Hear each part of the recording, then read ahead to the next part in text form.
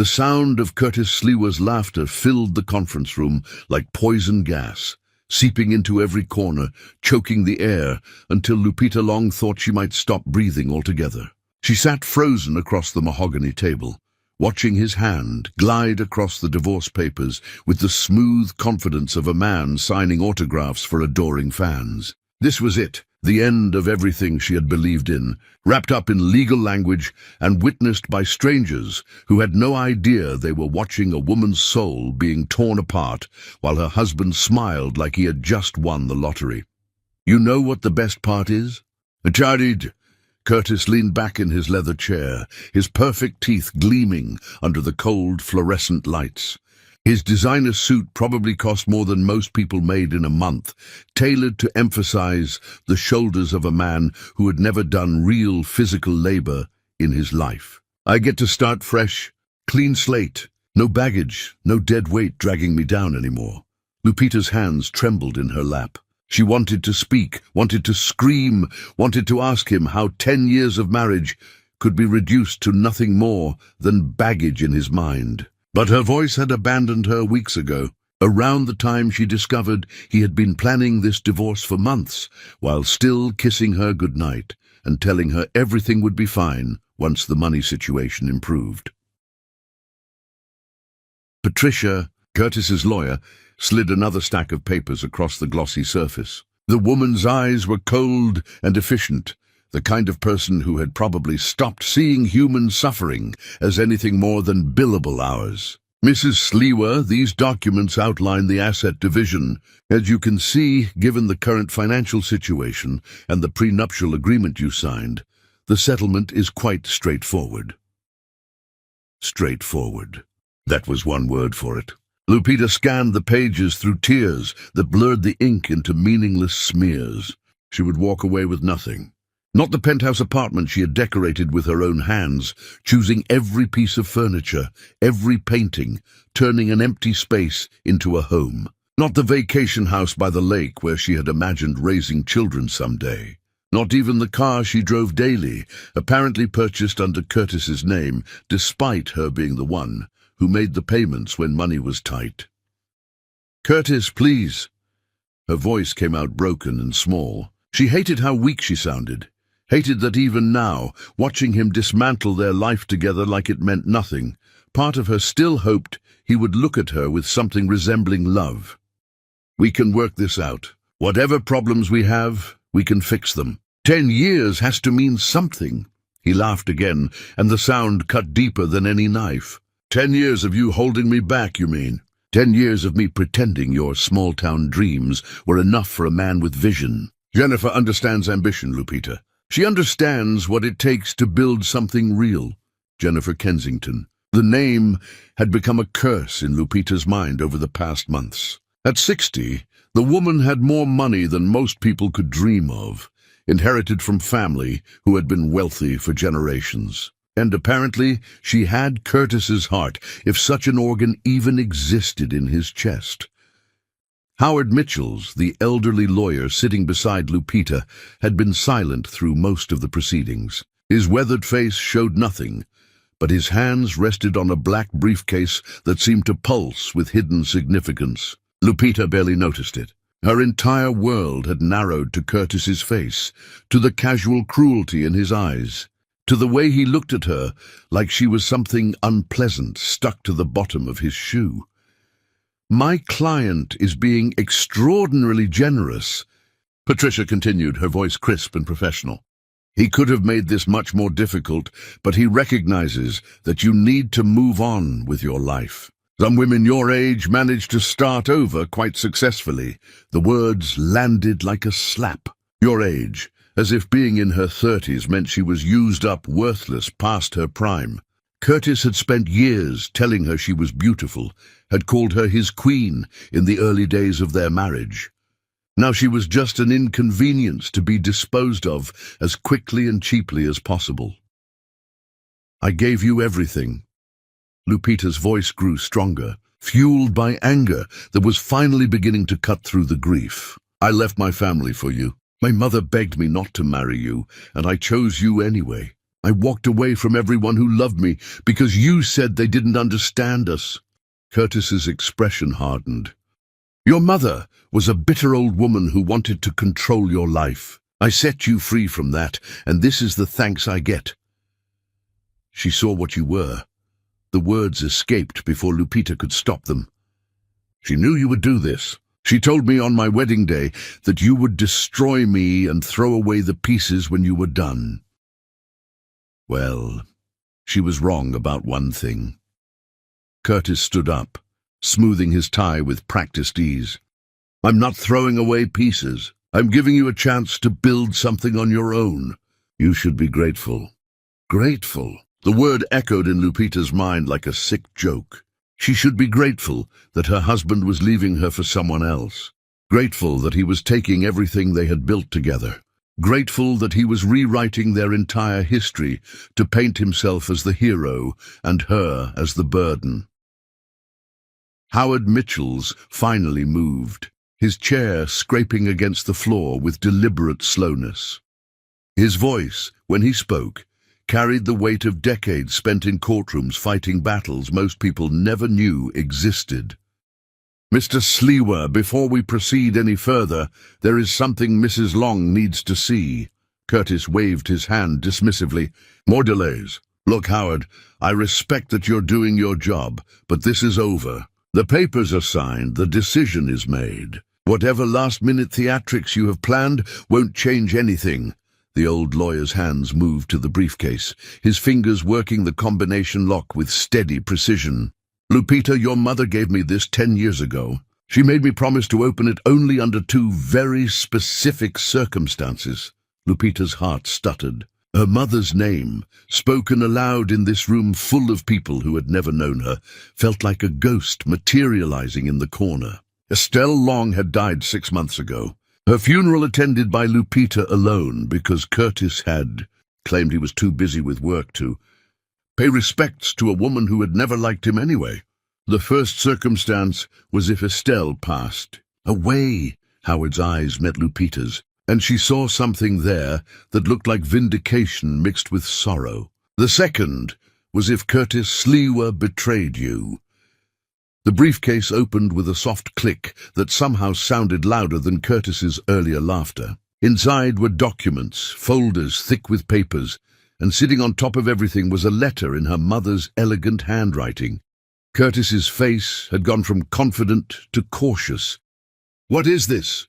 Howard began removing documents, laying them across the table with the precision of a dealer revealing a winning hand. "This, Mr. Slewa, is the real story of your empire. The story your wife is only now learning, though she has been at the center of it all along." Patricia leaned forward, her professional mask slipping for the first time as she scanned the papers. Her face went pale.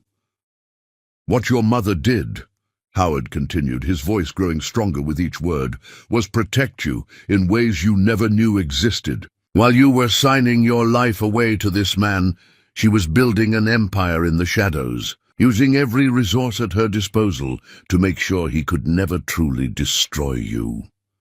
Lupita's hands shook as she reached for the letter on top. Her mother's handwriting blurred through fresh tears, but she could make out the opening lines that would change everything she thought she knew about her life. "My precious daughter, if you are reading this, then my worst fears have come true." Curtis's laughter had died completely now, replaced by something that looked dangerously close to fear. And in that moment, Lupita Long began to understand that the conference room she had entered as a discarded wife was about to transform into the birthplace of something her husband had never anticipated. The beginning of his end and the dawn of her empire. Chapter 2. The empire built in shadows.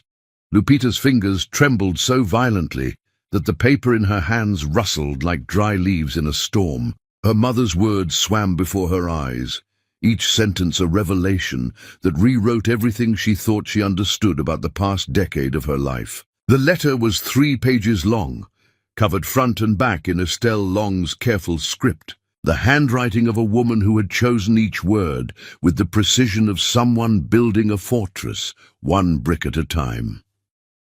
Baby girl, I never stopped loving you, even when you wouldn't take my calls, even when you sent back my letters unopened, even when you stood at your wedding and looked at me like I was the enemy trying to steal your happiness. I knew Curtis Sliwa was poison the moment I met him. I saw how he looked at you, not like a man seeing a woman he loves, but like a hunter spotting prey that doesn't know it's being stalked. The words cut through Lupita like a blade heated in fire. She remembered her wedding day with painful clarity now. How her mother had stood in the back of the church, with tears streaming down her face. How Estelle had whispered those terrible words when Lupita asked for her blessing. You marry that man, and you are dead to this family. Not because I hate you, but because watching him destroy you will kill me first. Lupita had chosen Curtis anyway, believing her mother was jealous, controlling, unable to accept that her daughter had found love and happiness. I couldn't stop you from marrying him, the letter continued. So I did the next best thing. I made sure he could never completely win, never fully own you, never reduce you to nothing, no matter how hard he tried. Every dollar your grandmother left me, every favor I had earned over a lifetime of helping people in our community, every connection I had made through blood and sweat and refusing to accept limits, I used it all to build something he would never see coming. Howard Mitchell's had begun spreading documents across the conference table, each one landing with the soft sound of thunder in the distance. The storm approaching but not yet upon them. Curtis had stopped pretending to be relaxed. He stood rigid near the window, his jaw clenched so tight that muscles jumped in his cheeks. Patricia was frantically typing on her laptop, her manicured nails clicking against the keys like a clock counting down to midnight. These are property deeds, Howard explained, his voice steady and relentless as ocean waves reshaping a coastline. The commercial building that houses your flagship office, Mr. Sliwa, the one you claim to have purchased through your first major deal, the acquisition that launched your reputation.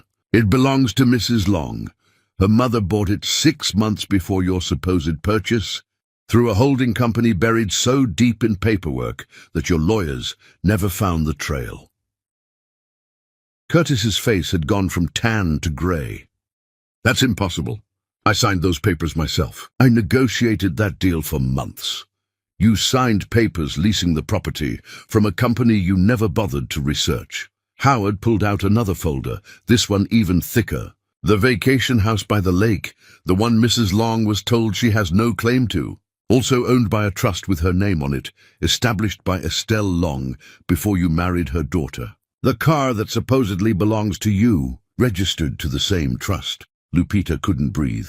The room felt like it was spinning, reality tilting on an axis she hadn't known existed. Her mother had spent a decade secretly building walls around her, and she had never known. All those years of silence between them, all those unanswered phone calls and returned letters. Estelle had been working in the shadows to protect a daughter who thought she had been abandoned. But that's just the beginning. Howard's eyes glinted with something that looked like satisfaction, earned through patience most people couldn't maintain. The supply chain software that made you wealthy, Mr. Sliwa, the innovation you took credit for in every interview, every magazine profile, every speech you gave about visionary thinking. The patents belonged to Mrs. Long. What? Curtis's voice cracked like thin ice under too much weight. Estelle Long purchased those patents from a struggling developer, registered them in her daughter's name through another series of intermediaries, then licensed them to your company through such a complex web that you never traced it back to the source. You have been paying royalties to your own wife for years, money that went into accounts she didn't know existed, building wealth you couldn't touch. Patricia had stopped typing. Her professional composure had cracked completely, revealing genuine shock underneath the expensive suit and perfect makeup. We need to verify this. These could be forgeries. Howard smiled without warmth. Every document has been authenticated by 3 separate legal firms. Every transaction has been verified through bank records and government filings. Estelle Long spent the last decade of her life building a financial fortress around her daughter, and she did it so well that even the people managing parts of the empire didn't know they were pieces of a larger puzzle. Lupita's hands found another document in the pile, this one showing a property she didn't recognize at first. Then her memory clicked into place. It was the building Curtis had mortgaged 2 years ago when money got tight.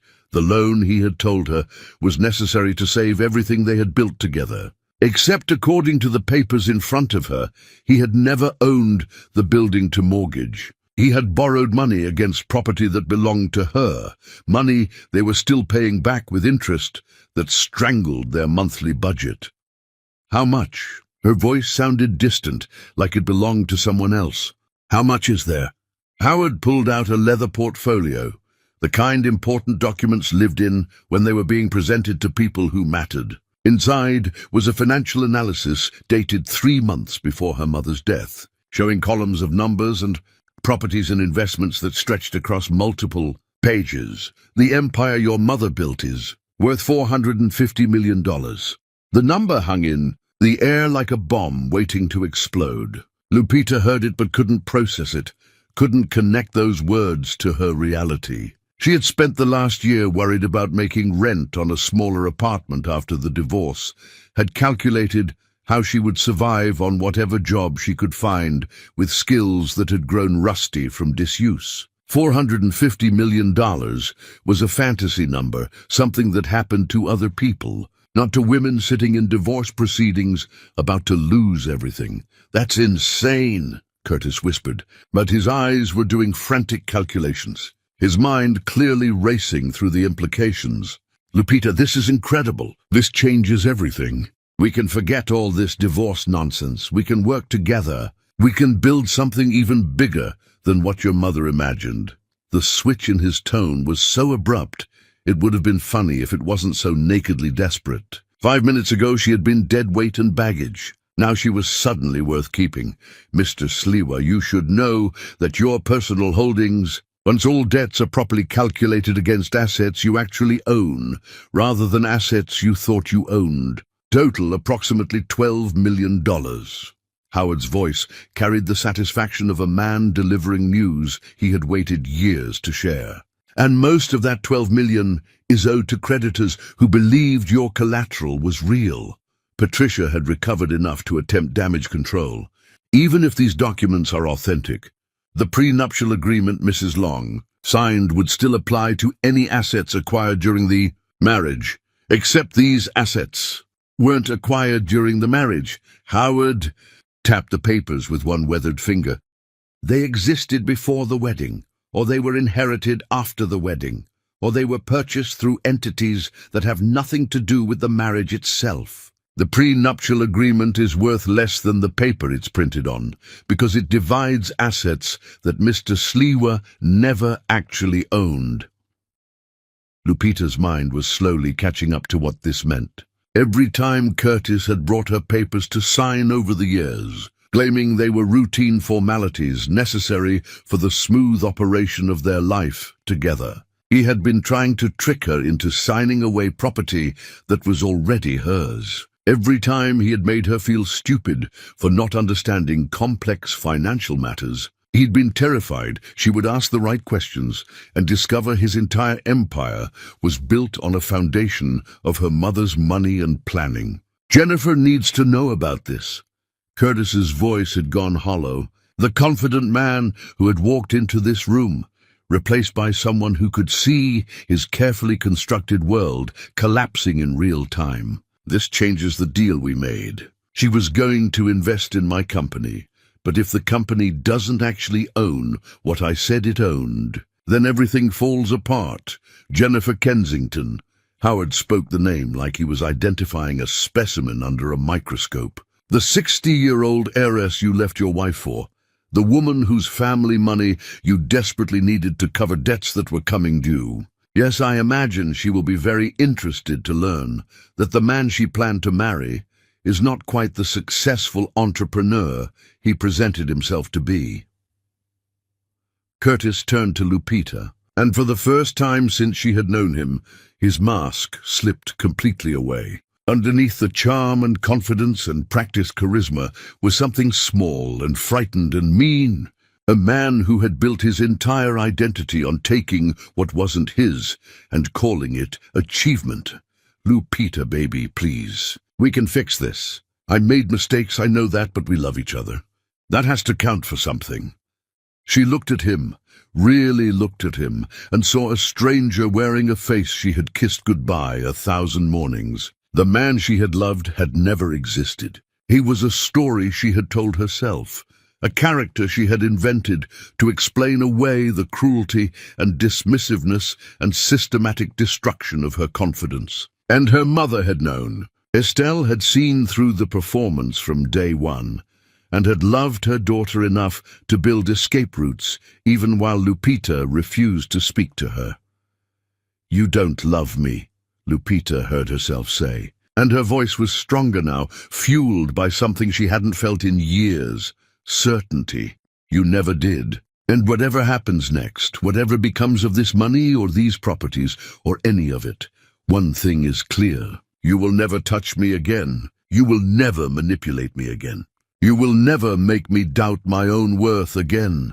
Curtis opened his mouth to argue, to negotiate, to find some angle that would let him salvage something from the wreckage. But Howard was already gathering the documents, already preparing the next phase of the legal battle that Curtis had no idea he was about to lose. And somewhere beyond the grave, Estelle Long was finally getting her revenge. Chapter 3.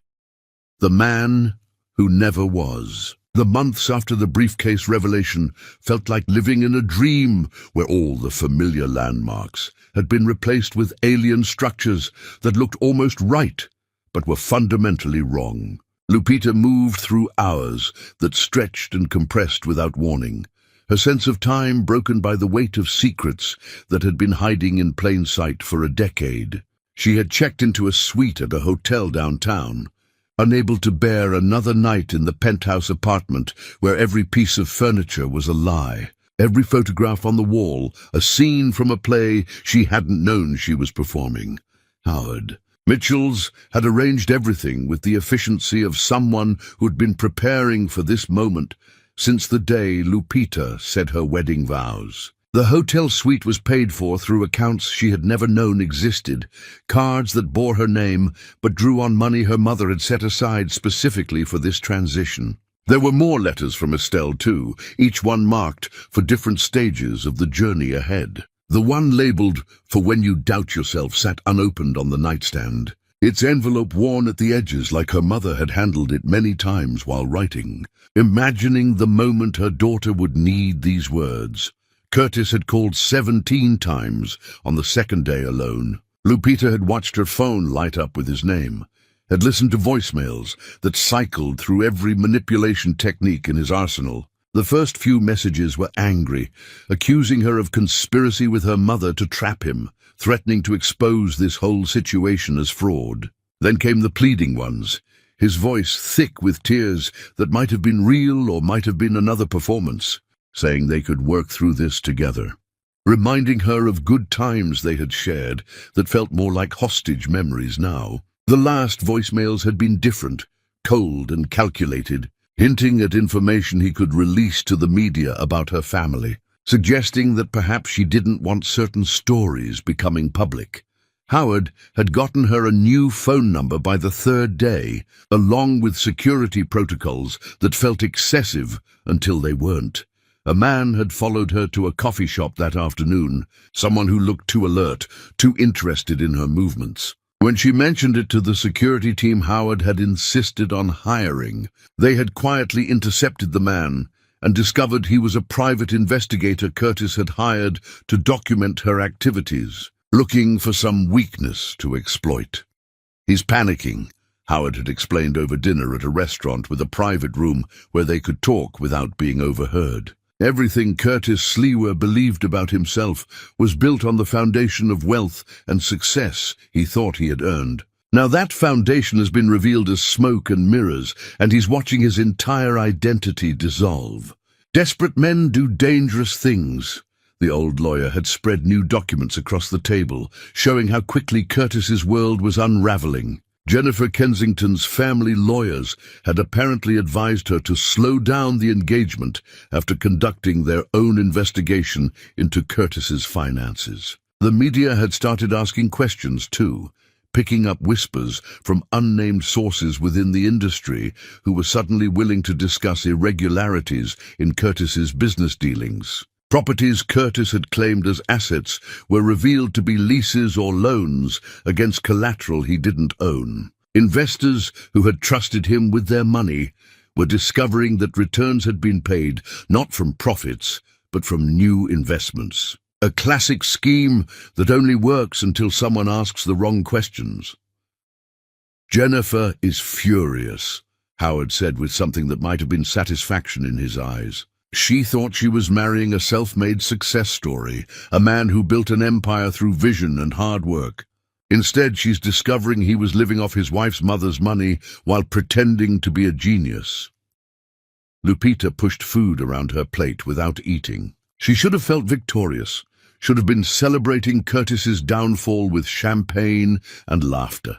Instead, she felt hollow, carved out by the realization that she had wasted 10 years loving a man who had never existed. All those nights she had held him while he talked about his dreams. All those mornings she had encouraged him through setbacks. All those decisions she had made to support his ambitions at the cost of her own. They had been investments in a lie.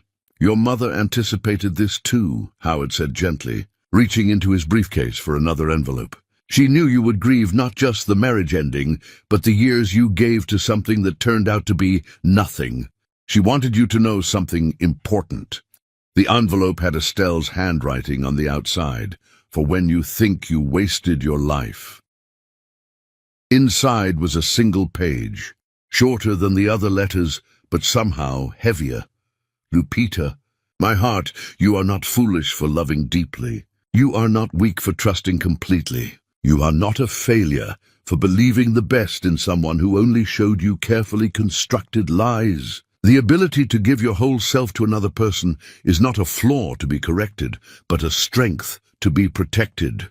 Curtis Slewer is the one who failed. He had a woman who would have moved mountains for him, and he threw that away for money and ego and shallow praise from people who don't matter. Your capacity for loyalty and dedication and fierce love is not diminished by his unworthiness to receive it. When the right person comes along, someone who deserves the gift of your heart, you will know the difference. And this time, my baby, you will choose with open eyes."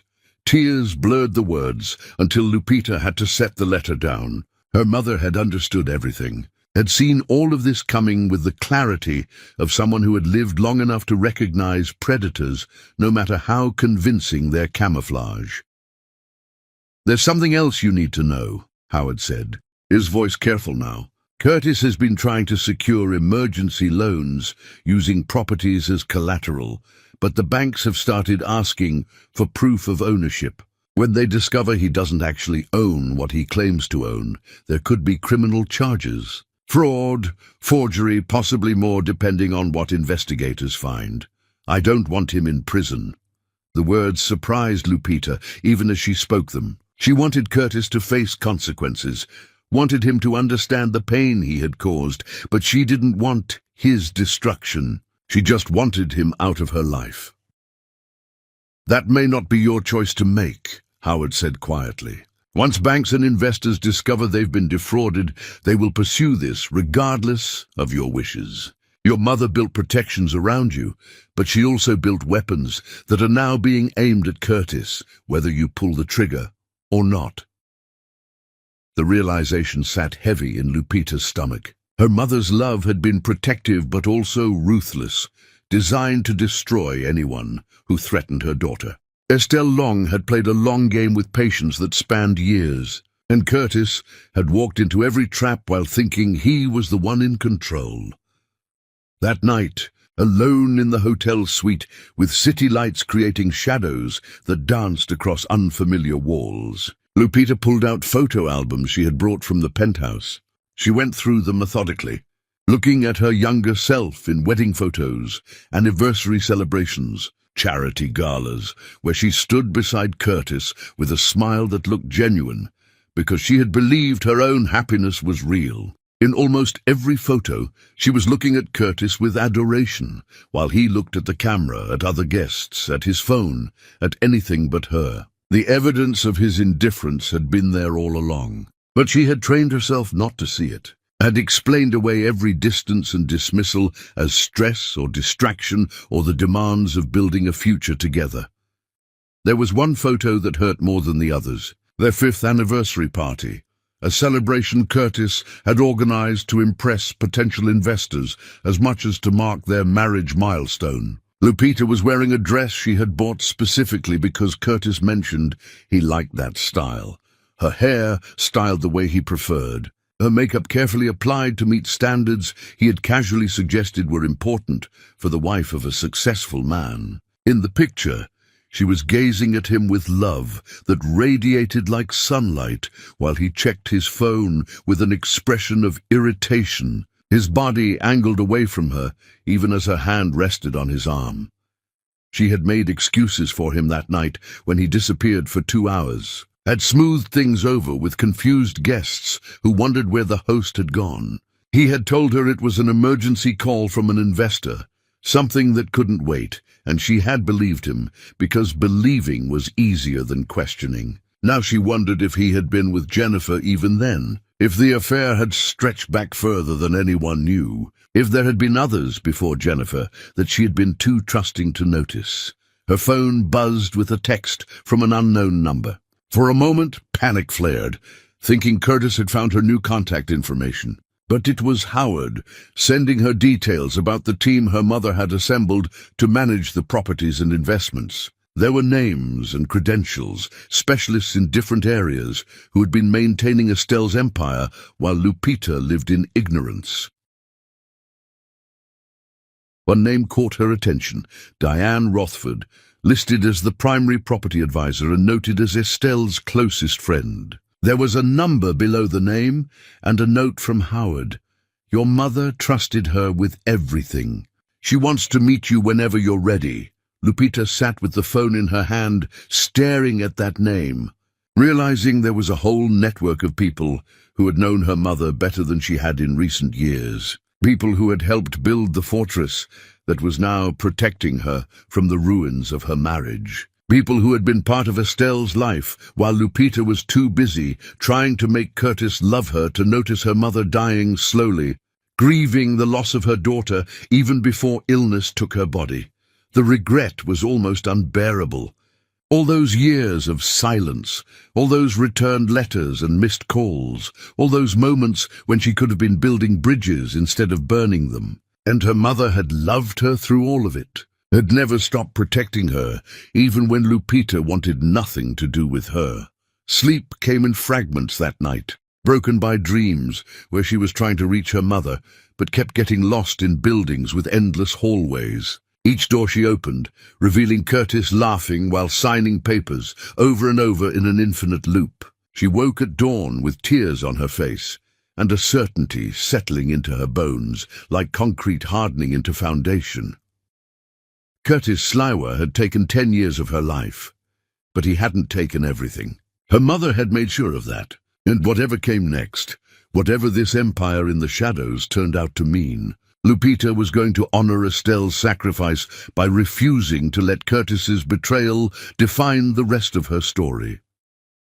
She picked up her phone and texted the number Howard had sent. Diane, this is Lupita. I'm ready to learn everything my mother wanted me to know. The response came within minutes. I've been waiting for this message since the day you were born. Let me buy you breakfast and tell you about the woman who loved you more than life itself. And for the first time since the briefcase opened, Lupita felt something other than grief and anger. She felt the faint stirrings of hope.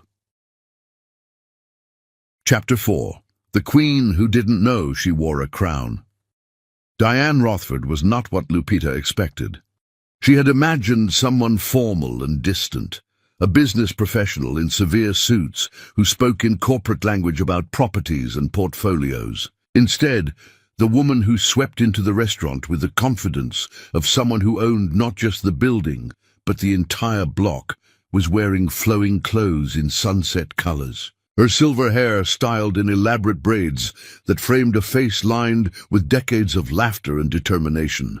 She was in her 60s and moved like someone half that age, energy radiating from her in waves that made other diners turn to look without quite knowing why. Lupita Long.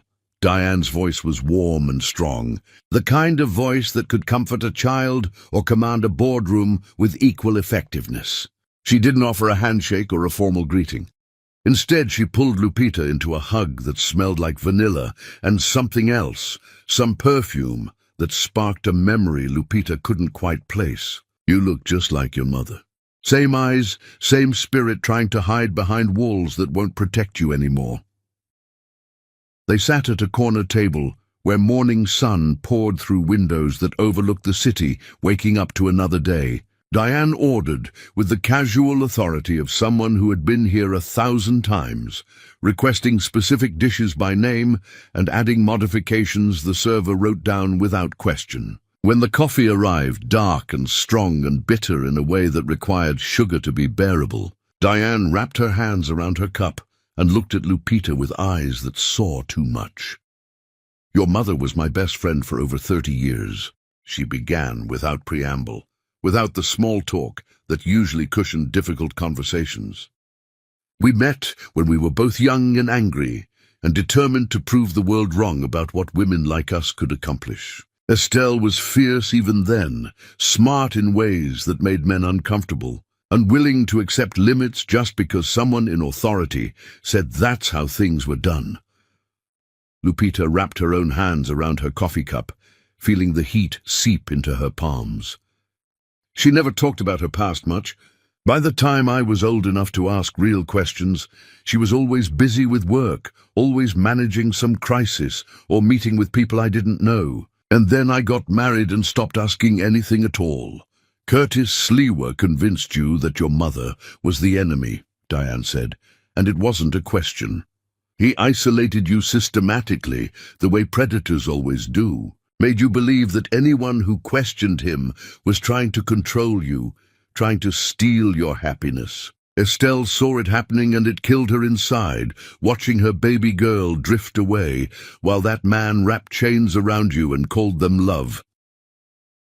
The words stung because they were true. Lupita could remember exactly how Curtis had planted seeds of doubt about her mother's intentions, how he had interpreted every piece of advice as attempted manipulation, how he had gradually made it easier to avoid Estelle than to deal with his reactions to their contact. It had been slow, subtle, a drowning where the water rose so gradually you didn't realize you couldn't breathe until you were already underwater. "She could have stopped the wedding," Lupita said, and the old anger surged up before she could contain it. "If she was really that concerned, she could have done something. Told me what she suspected about Curtis, showed me evidence. Anything other than just issuing ultimatums that pushed me away."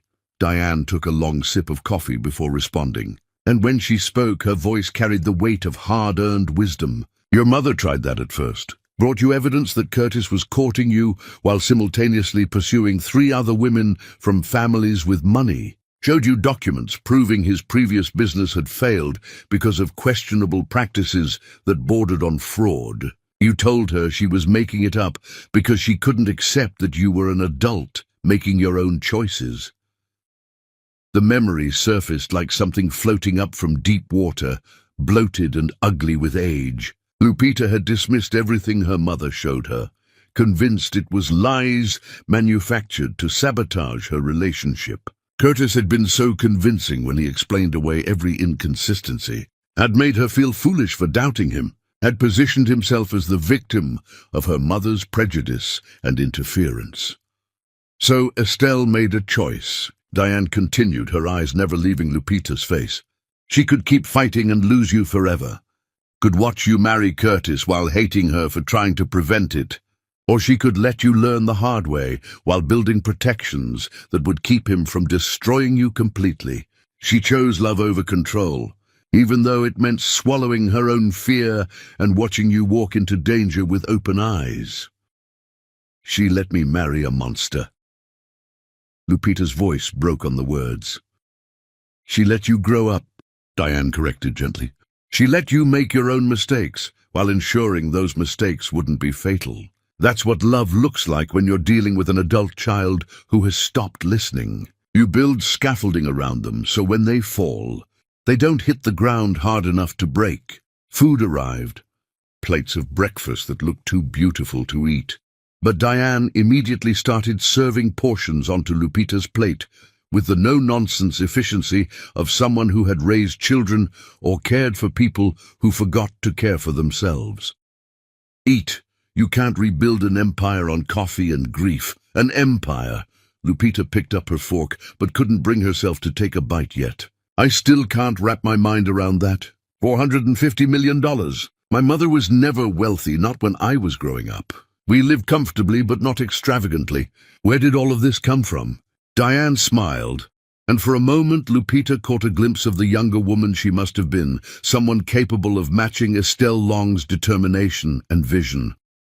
Your grandmother left your mother a substantial inheritance, about $2 million when she passed. Most people would have invested it safely, lived off the returns, maybe bought a nice house and secured their retirement. Estelle took that money and turned it into a fortune by being smarter and more patient than everyone else in the room.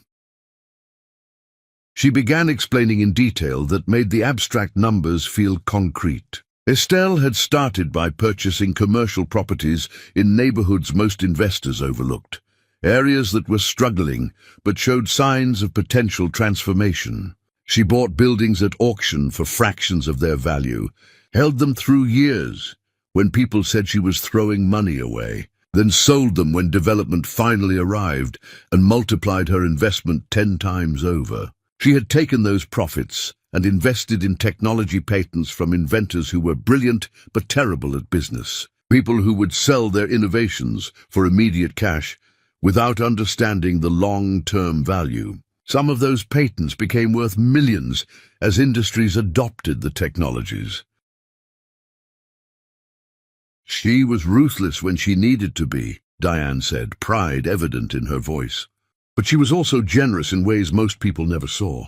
She would mentor young entrepreneurs, especially women and people who looked like her, people who couldn't get meetings with traditional investors because their faces didn't fit the expected mold. She would invest in their businesses, not for maximum profit, but to create a network of people who owed her their success. People who would help her when she needed help moving money, or hiding transactions, or building the fortress that would protect you.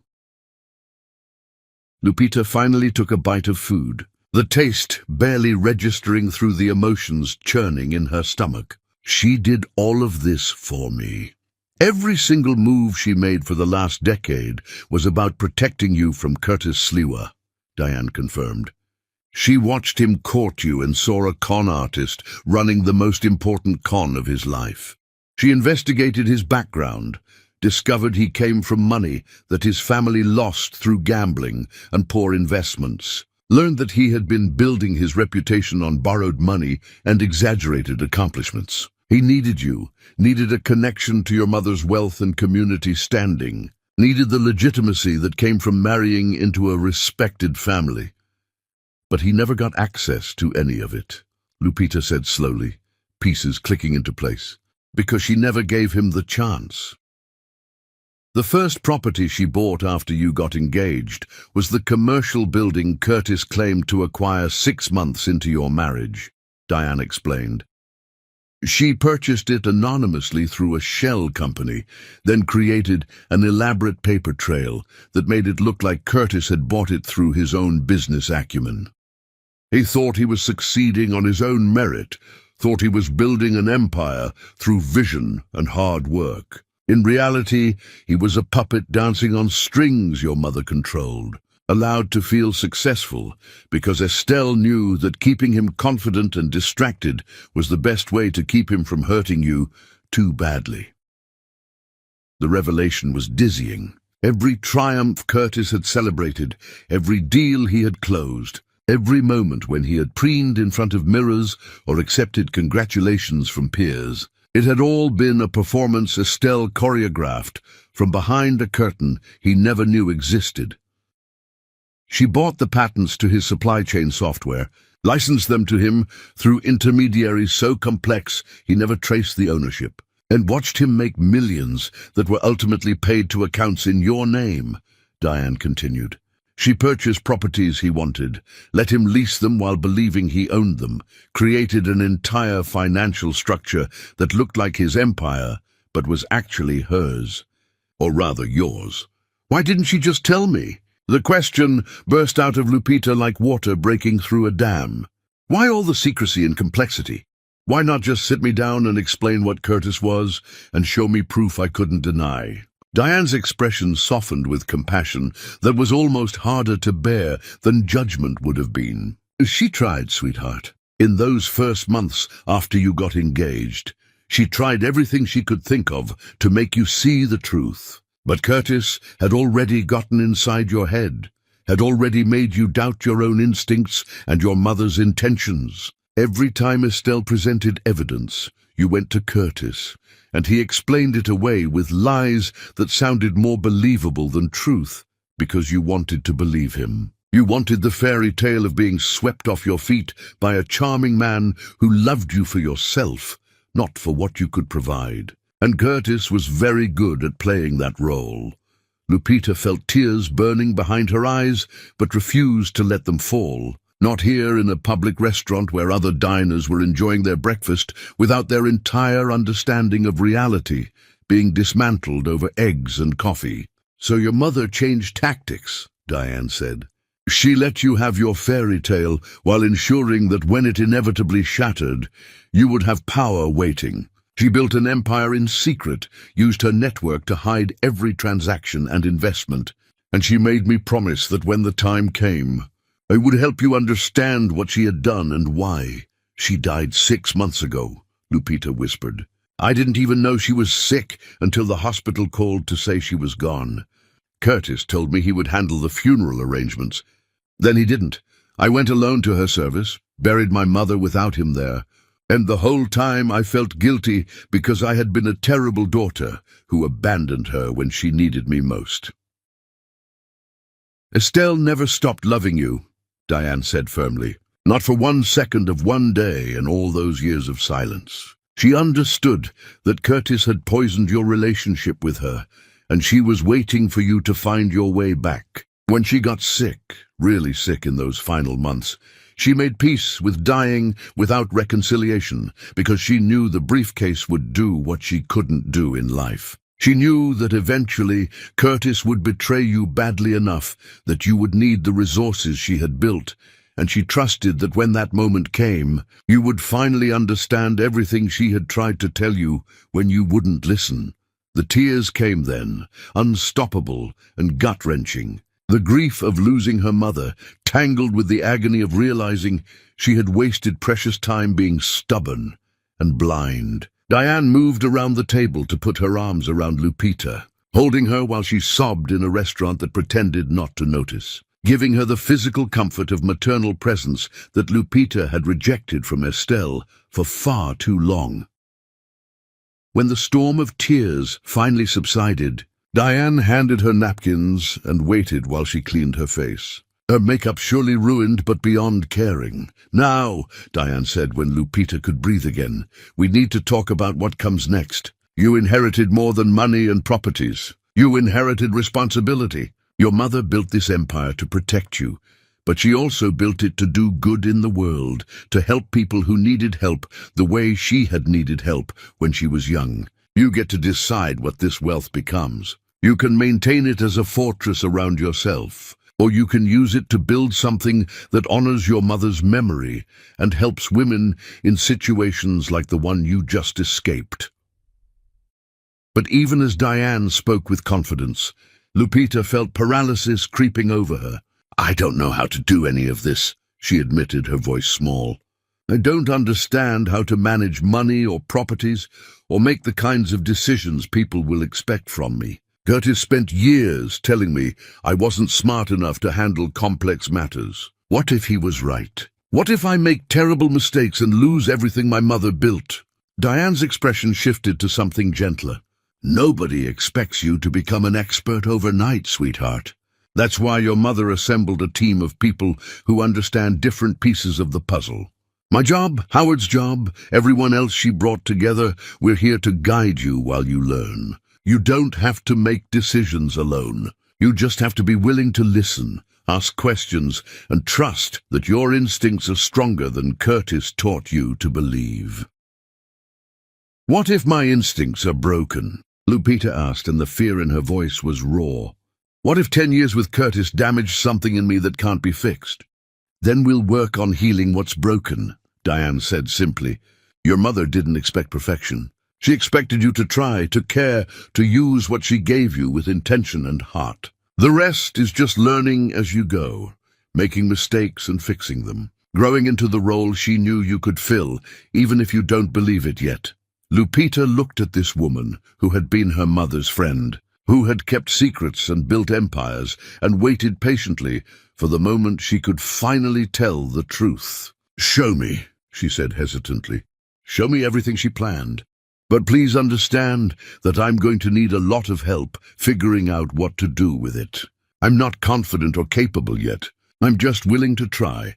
And Diane Rothford, keeper of secrets and builder of empires, began laying out the blueprints for a future Estelle Long had imagined but wouldn't live to see, trusting her daughter to make it real, even if the path there would be messy and uncertain and full of stumbling steps towards something beautiful. Chapter 5. The Woman She Was Becoming. Lupita stood in what had once been a factory floor, her footsteps echoing through cavernous space where machines had hummed and workers had built airplane parts during a war that ended before she was born. Sunlight poured through windows 3 stories tall, illuminating dust motes that danced in the air like tiny stars, and she could see the bones of what this building could become if someone loved it enough to bring it back to life. Diane had brought her here as part of what she called the Grand Tour, showing Lupita properties her mother owned that sat waiting for purpose and vision. This was the Riverside Manufacturing Building, Diane explained, her voice bouncing off concrete and steel. Your mother bought it for almost nothing from the city, which was desperate to get it off their books before it became a liability. Everyone said she was crazy to purchase a ruin like this, that it would cost more to restore than it was worth, that she should demolish it and sell the land to developers who would build luxury apartments. But Estelle looked at this space and saw potential. Lupita walked slowly through the vast room, her fingers trailing along brick walls that had held up for more than 80 years, imagining the stories these walls could tell if buildings could speak. She thought about the people who had worked here, probably many of them women like her grandmother, people who came to factories during wartime when the nation needed their labor, who proved they could do work men said was impossible, who built the foundation for a future they might not live to see. She wanted to turn it into a community center, Diane continued, pulling out a folder that contained sketches and notes in Estelle's handwriting. A place specifically for women who are rebuilding their lives after divorce or leaving difficult situations. She envisioned job training programs in technology and skilled trades, legal clinics for women navigating divorce and custody battles, mental health counseling and support groups, childcare for parents attending programs, and a business incubator for women entrepreneurs starting their own companies. The vision took shape in Lupita's mind like a photograph developing in solution. She could see this space transformed, could imagine walls built to create classrooms and offices, could picture women walking through these doors, carrying the weight of their pasts, but finding tools here to build different futures. It was exactly the kind of place she wished had existed when she was drowning in Curtis's manipulation. when she thought she had nowhere to turn because admitting failure felt worse than staying miserable.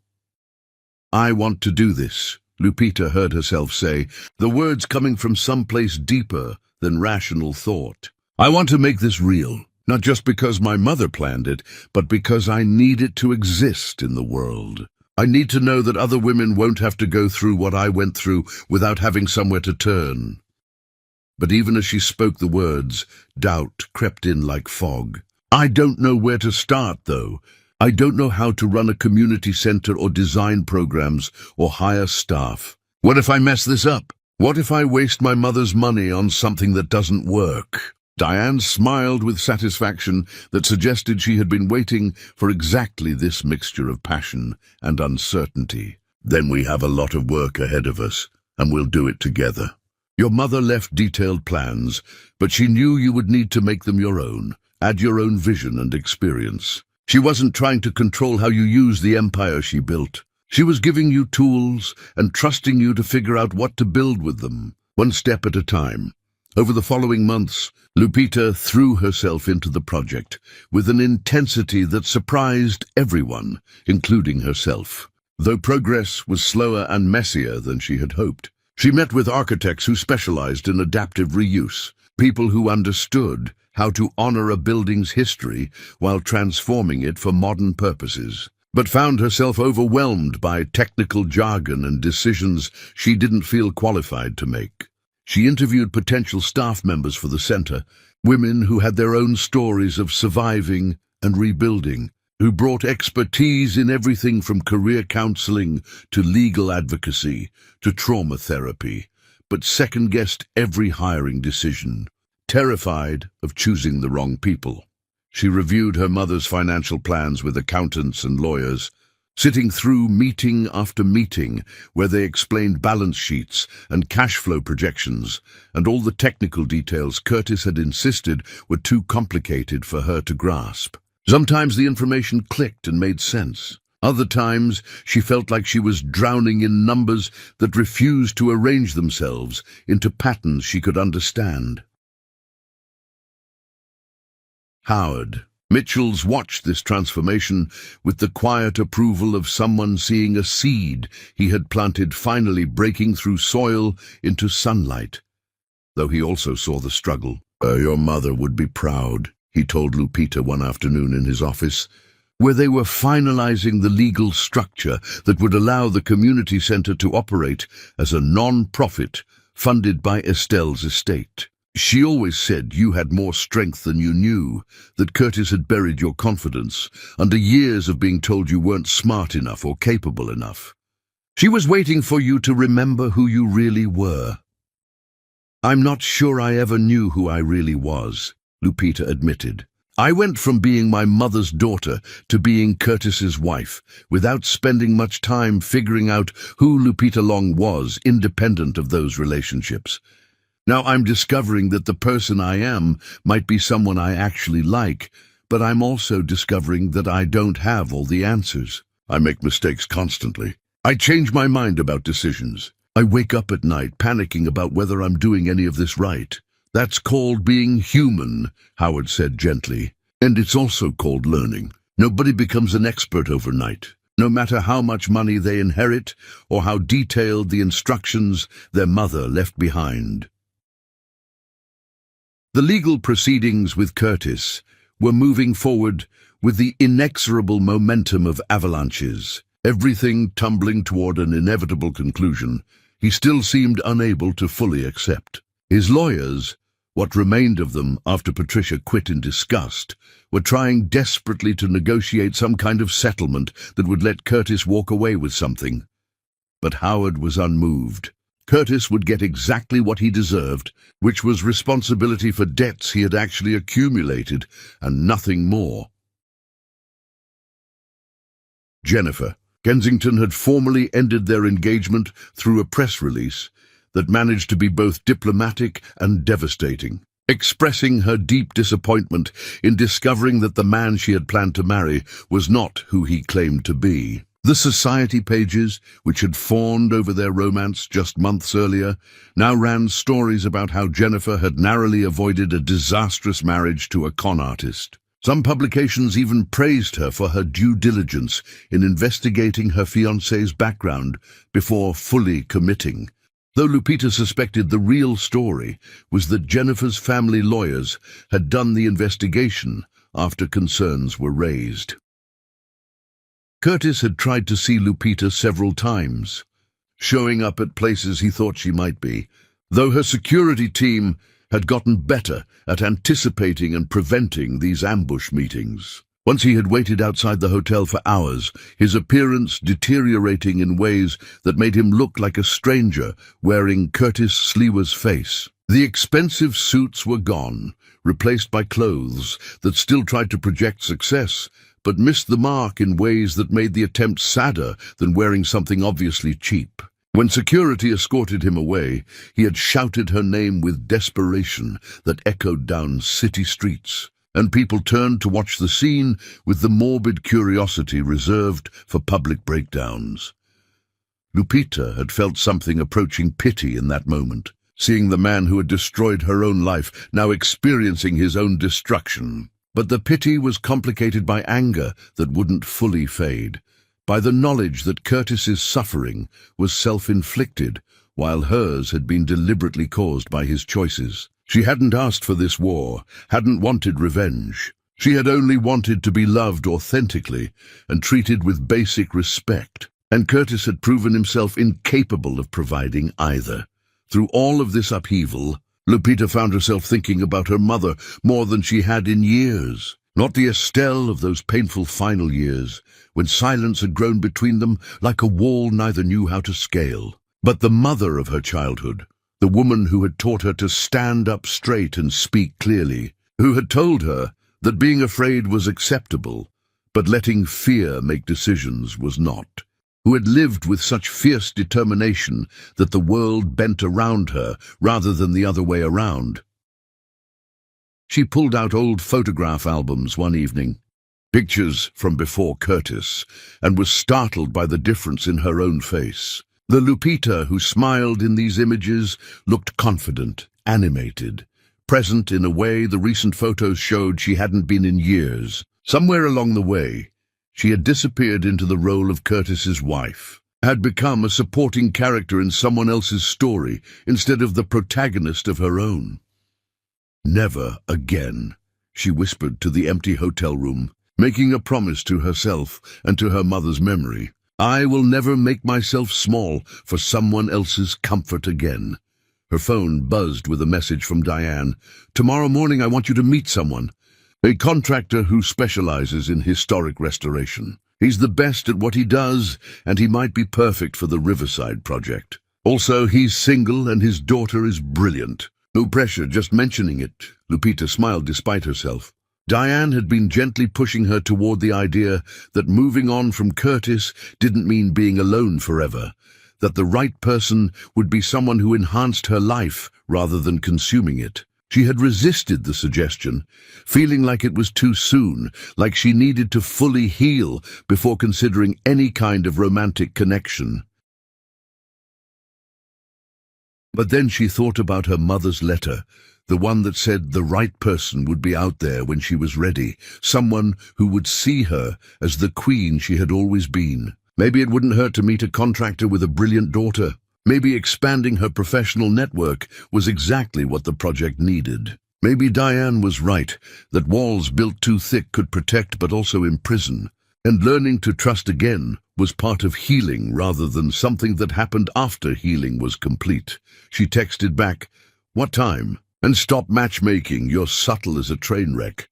Diane's response came immediately. "Subtlety is overrated. Meet us at the Riverside building at 9. Wear something that shows you're a woman with power, not a victim waiting for rescue." Lupita looked at her reflection in the mirror, really looked at herself for the first time in longer than she could remember.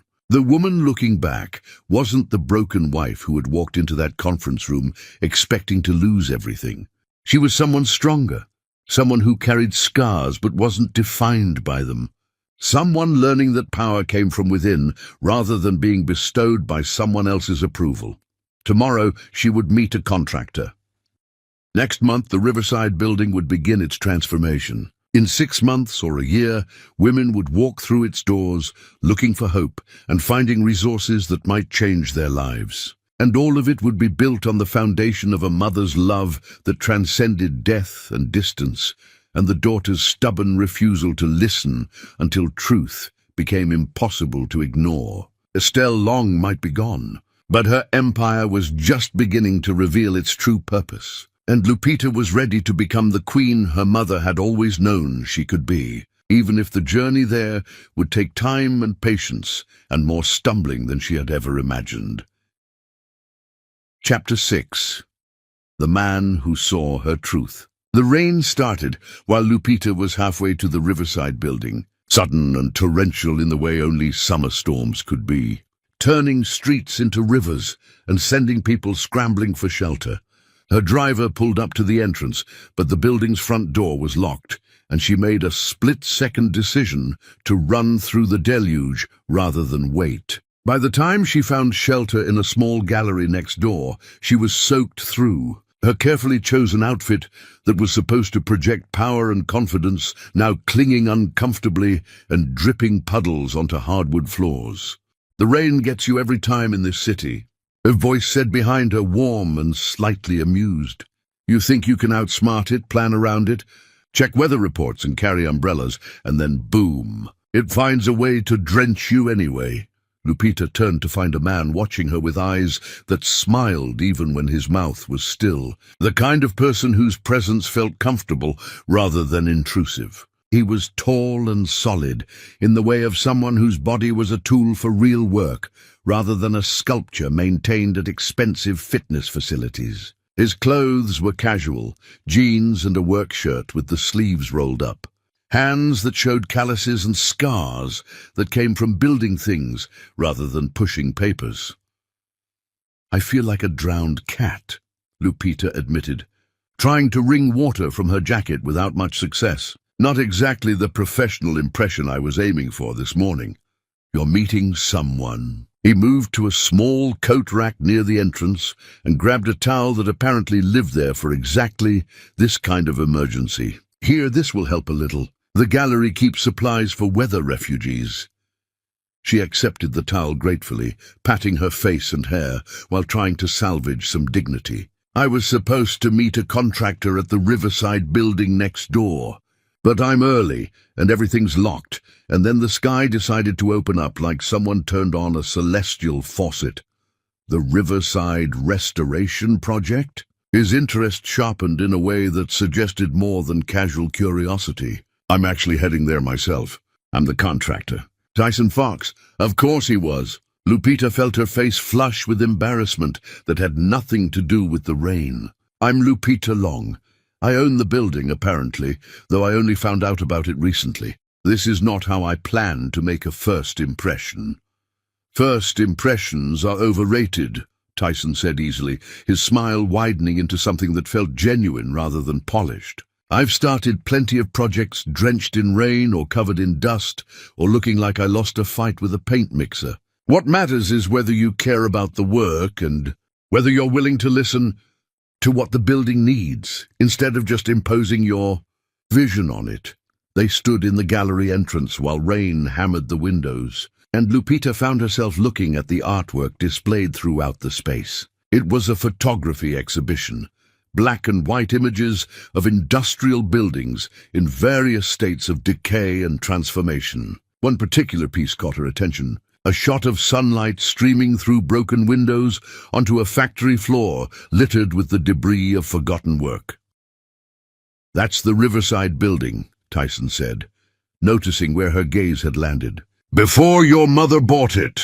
The photographer captured something about the way light and shadow work in that space.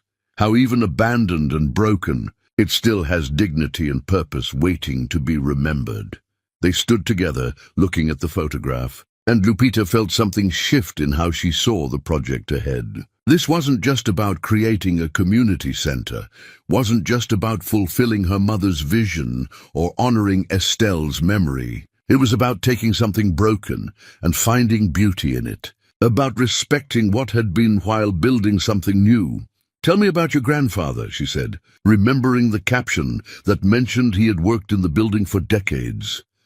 Tyson's expression softened with memory and loss. He was part of the generation that built this city's industrial backbone, worked in that factory for 38 years, started when he was barely out of school, and stayed until they closed the doors. He used to tell me stories about the war years, how everyone felt like what they were doing mattered because they were supporting soldiers overseas, building parts that would go into planes that would defend freedom. Then the war ended, and they shifted to making other things, but it was never quite the same.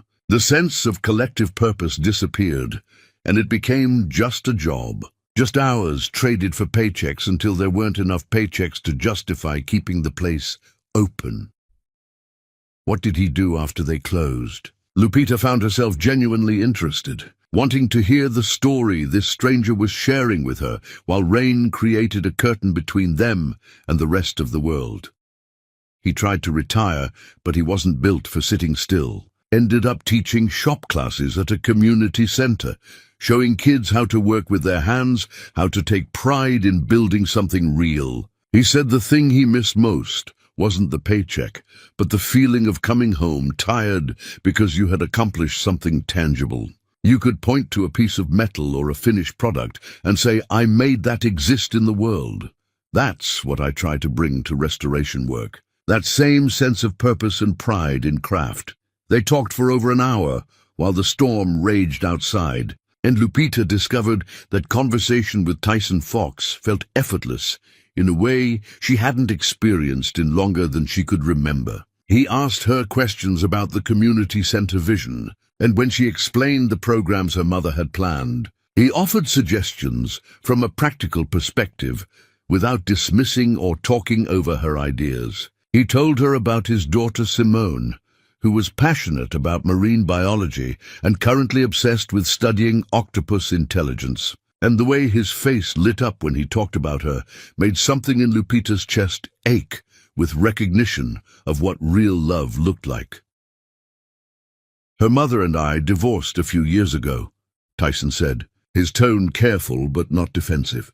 "We got married young, had Simone right away, and didn't realize until it was too late that we wanted completely different things from life. She wanted the status and lifestyle that came with a successful business, wanted to be married to someone whose money could open certain doors. I wanted to do work that mattered, wanted to restore buildings that had history and character, wanted to raise my daughter to value substance over surface. We tried to make it work longer than we should have for Simone's sake, but eventually we had to admit that staying together was hurting her more than divorcing would." "Do you ever regret it?" Lupita asked, and she was asking about more than just his divorce. Was asking about all the choices people make that reshape their lives in ways they can't predict or control. Tyson considered the question seriously before answering. "I regret the pain it caused Simone, the confusion of watching her parents' marriage fall apart when she was old enough to understand something was wrong, but too young to really process what was happening. But I don't regret choosing honesty over comfortable lies. I don't regret refusing to keep pretending everything was fine when it clearly wasn't. And I definitely don't regret having Simone in my life, even if her mother and I couldn't make our relationship work." The rain had slowed to a drizzle, and through the gallery windows, Lupita could see Diane Rothford standing under the awning of the Riverside building, checking her phone and looking around with the air of someone wondering where her appointment had gone. She should go, should hurry over there and start the official meeting she was supposed to have. But part of her wanted to stay in this gallery, in this unexpected conversation with a man who made her feel seen in ways Curtis never had. "I should get over there before Diane sends out a search party," she said reluctantly. "Want to make a run for it together?" Tyson offered. "I'm already wet, and misery loves company. Or so they say. They ran through the drizzle, laughing like children escaping school. And Diane's expression, when she saw them arrive together, was knowing in ways that made Lupita want to protest that nothing had happened. They had just taken shelter from the rain in the same place. But the protest died unspoken, because maybe something had happened. Something subtle and significant that couldn't be explained or defended, just acknowledged as the beginning of possibility. The tour of the Riverside building took hours, Tyson walking them through what could be saved and what would need to be rebuilt, pointing out structural issues that needed addressing and architectural features worth preserving. He talked about the building with affection and respect, like it was a living thing with its own personality and dignity. And Lupita found herself imagining this space not just as it would be, but as it had been, full of workers and noise and the hum of productivity that built a nation. When the tour concluded and Diane made excuses to leave early that felt transparent but appreciated, Lupita and Tyson stood on the factory floor where sunlight poured through those massive windows. And he asked her a question that had nothing to do with construction or timelines or budgets. Would you want to grab coffee sometime? Not as contractor and client, just as two people who might enjoy continuing the conversation we started. Lupita's first instinct was to say no, to explain that she was barely divorced, that she was dealing with complicated legal issues and discovering she owned an empire she never knew existed, that she wasn't in any position to start something new when she was still processing the end of something old. But then she looked at Tyson Fox, really looked at him, and saw someone who wasn't trying to take anything from her, wasn't performing charm to manipulate her into providing what he needed, was just genuinely interested in knowing her better. Coffee sounds perfect, she heard herself say, and the smile that spread across his face was worth the risk of opening a door she had thought was locked forever. As she watched him walk away toward his truck, Diane appeared beside her like a magician materializing from thin air. That went well. You're completely unsubtle, and I should fire you, Lupita said without heat. You won't fire me because I'm right, and you know it. That man looked at you like you were the most interesting person in the room. And you looked at him like maybe you remembered what it feels like to be seen as a whole person, instead of a resource to be extracted. Diane's voice was gentle but firm. Your mother wanted you to be happy, Lupita. Not just safe, not just wealthy, but genuinely happy with someone who deserves what you have to give. I'm not saying Tyson Fox is that person, but I am saying you won't know unless you're willing to find out.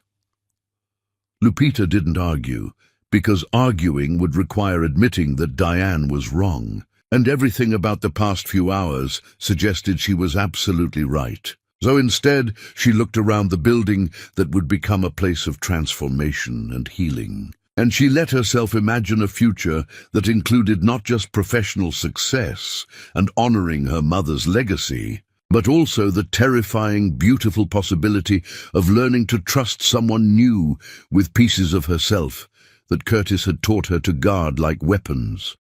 Tomorrow, she would focus on business. Today, she would let herself feel hope. Chapter 7. The Serpent Strikes Back. Curtis Sleewer sat in his cramped studio apartment, staring at a laptop screen that showed bank accounts drained to almost nothing, credit cards maxed out, and collection notices piling up like gravestones in a cemetery of his former life. The walls were thin enough to hear neighbors arguing. The furniture was cheap and uncomfortable. The whole space reeked of failure in ways that made his skin crawl every moment he spent here. This was not how his story was supposed to end. He was Curtis Sleewer, the man who had built an empire from nothing, who had been profiled in business magazines and invited to speak at conferences, who had convinced a pharmaceutical heiress to fall in love with him and nearly secured enough money to save everything he had worked for. Now he was just another divorced, middle-aged man living in conditions he wouldn't have wished on his worst enemies, working for people who used to beg for his time and attention. Jennifer Kensington had stopped returning his calls after her lawyers finished explaining exactly how thoroughly he had lied about his financial situation. The engagement announcement that had felt like salvation just months ago now read like a cruel joke in the society pages, and people who had congratulated him on his upcoming marriage now avoided him at the few industry events he could still afford to attend. His former business partners were suing him for fraud, claiming he had misrepresented his ownership of assets and technologies, demanding millions in damages he had no way to pay. The banks that had extended him credit based on properties he claimed to own were threatening criminal charges if he didn't immediately produce deeds he couldn't forge or procure. Everything was Lupita's fault. That's how Curtis had come to see it, how he explained his downfall to himself in the dark hours before dawn when sleep wouldn't come and shame kept him company instead. If she had just accepted the divorce quietly, if she had walked away with nothing like he planned, if her dead mother hadn't interfered from beyond the grave with that briefcase full of lies and forgeries, then everything would have worked out perfectly. He would have married Jennifer, would have used her family money to stabilize his businesses, would have rebuilt his empire on proper foundations this time. But Lupita had to ruin it. Had to reveal that her mother had been secretly building a fortress around her, had to expose that every success Curtis thought he had earned was actually built on Estelle Long's hidden fortune. And now the whole world knew Curtis Sliwa was a fraud, a parasite, a man who had lived off his wife's family money while pretending to be a self-made success. The rage that simmered in Curtis's gut had been building for weeks, fed by every rejection and humiliation, every moment when he had to accept that the life he wanted was gone forever. He had hired private investigators to follow Lupita, to document her movements and find some weakness he could exploit, some scandal he could threaten to expose that would force her to negotiate. The investigators had reported back that she was spending time with a contractor named Tyson Fox, meeting him at restaurants and taking walks along the river, laughing in ways she had never laughed with Curtis, even in their best moments together. The knowledge that she was moving on, that she was finding happiness while Curtis drowned in misery, was intolerable. She didn't get to be happy. She didn't get to walk away from their marriage and immediately find someone new while Curtis's entire life collapsed into rubble. There had to be a way to hurt her the way she had hurt him, to make her understand what it felt like to lose everything you thought defined your worth. He started making calls to the few contacts he had left, people who owed him favors or held grudges against Lupita's family, corrupt officials who could be convinced to make life difficult for someone if the price was right. The building inspector, who had always been willing to overlook code violations for the right amount of money, agreed to take a closer look at projects associated with Tyson Fox, to find problems that needed addressing immediately, to create bureaucratic nightmares that would cost time and money to resolve. Curtis couldn't attack Lupita directly anymore. Her mother's fortress was too strong for that, but he could hurt people she cared about, could demonstrate that associating with her came with consequences.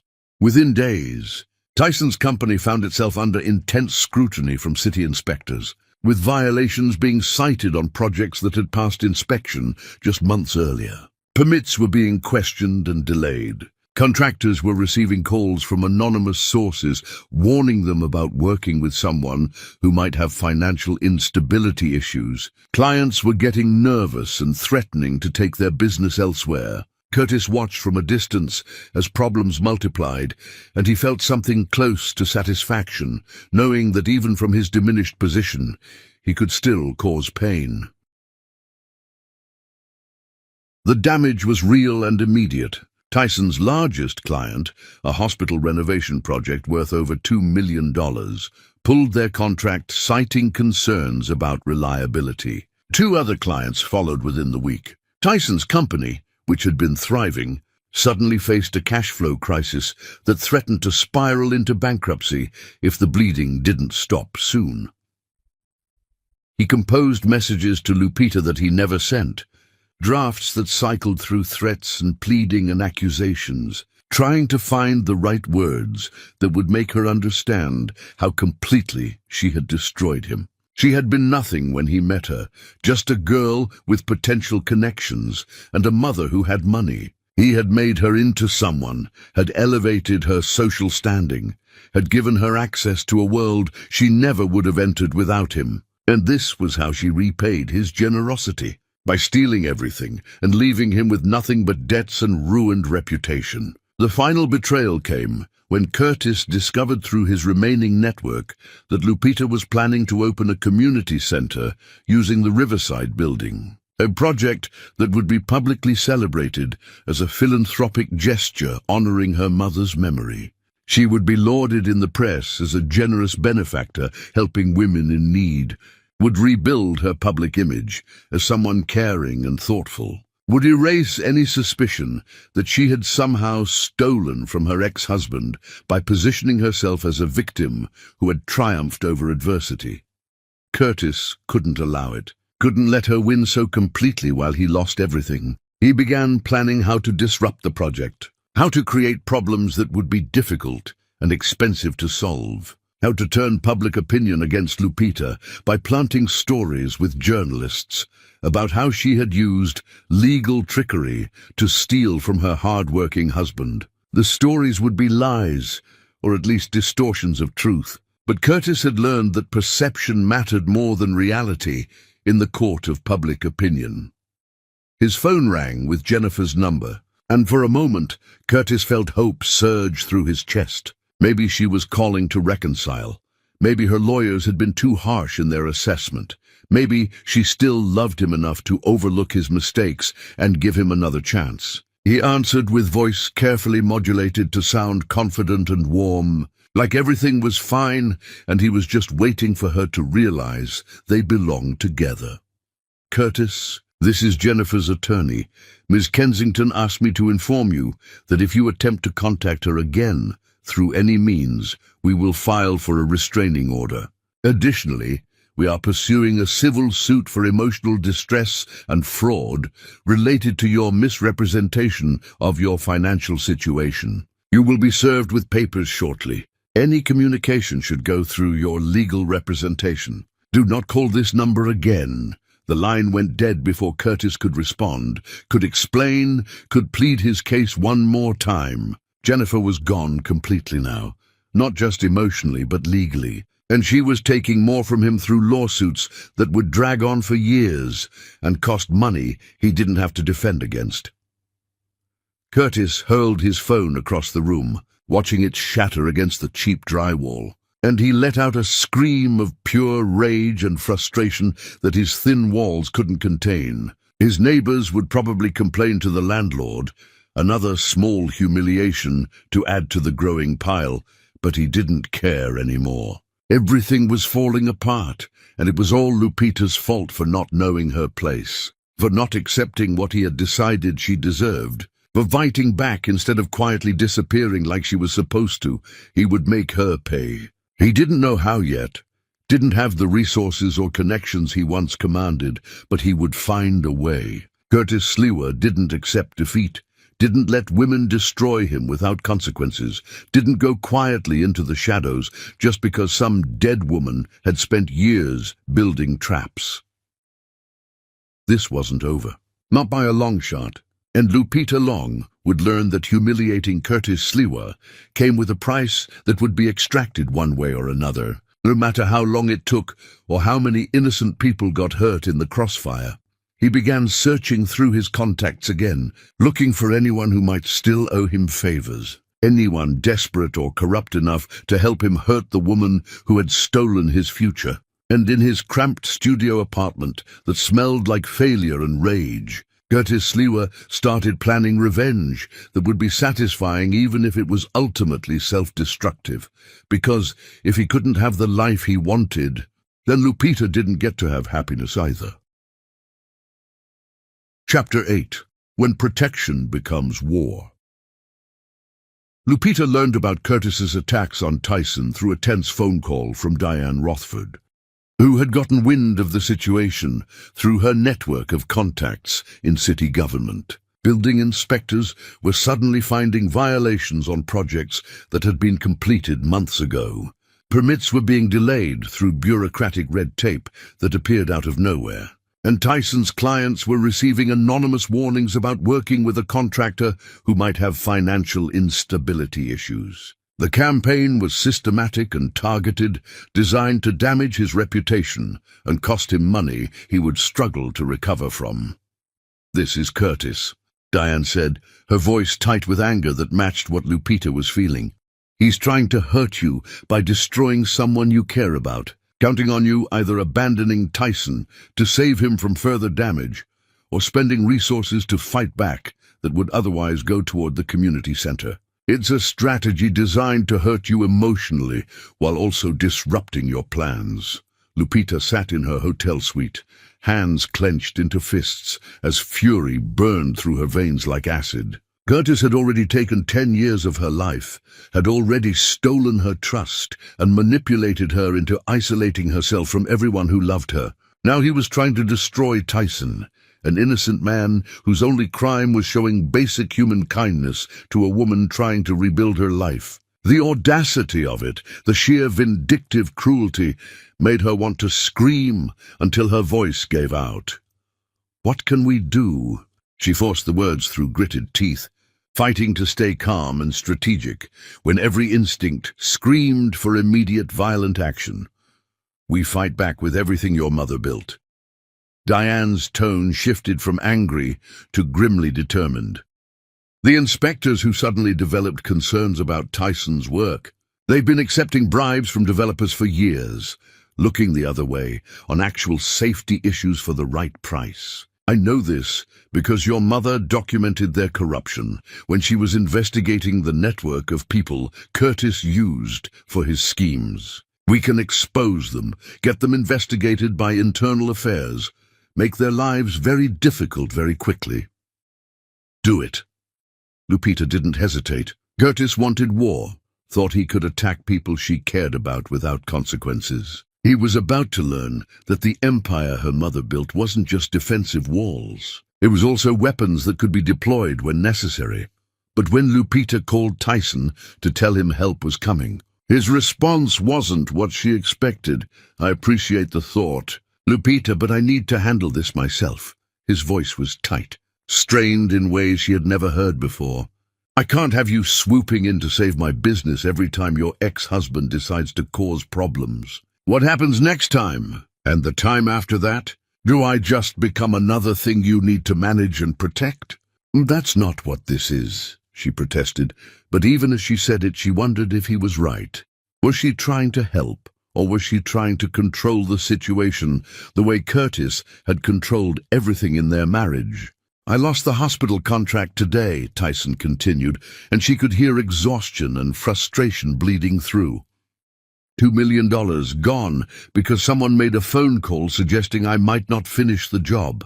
My foreman is talking about leaving because he's worried the company won't survive. Simone asked me why we're not seeing you anymore, and I didn't know what to tell her because honestly, Lupita, I'm not sure this is working." The words hit like a physical blow. "What do you mean, it's not working?" "I mean, I can't be in a relationship where my life becomes collateral damage in someone else's war. I care about you, but I also have a daughter to think about, employees who depend on me, a business I spent years building. Curtis isn't going to stop, and you can't keep using your resources to fix everything he breaks. At some point, I have to ask myself if being with you is worth watching everything I've worked for get destroyed." The conversation ended badly, with Tyson needing space to think, and Lupita feeling like she was losing something precious before she had even fully found it. She sat in her hotel room, staring at her phone, Curtis's manipulation reaching across distance to poison yet another part of her life, and she understood with sickening clarity that this was exactly what he wanted. To isolate her again, to make her toxic to anyone who tried to get close, to ensure that even her mother's empire couldn't protect her from loneliness. The clients receiving warnings need to hear from someone they trust that Tyson Fox is one of the most reliable contractors in the city, that his work is exemplary, and that the sudden scrutiny is politically motivated harassment. Diane was already making lists, her voice taking on the efficient clip of someone executing a battle plan.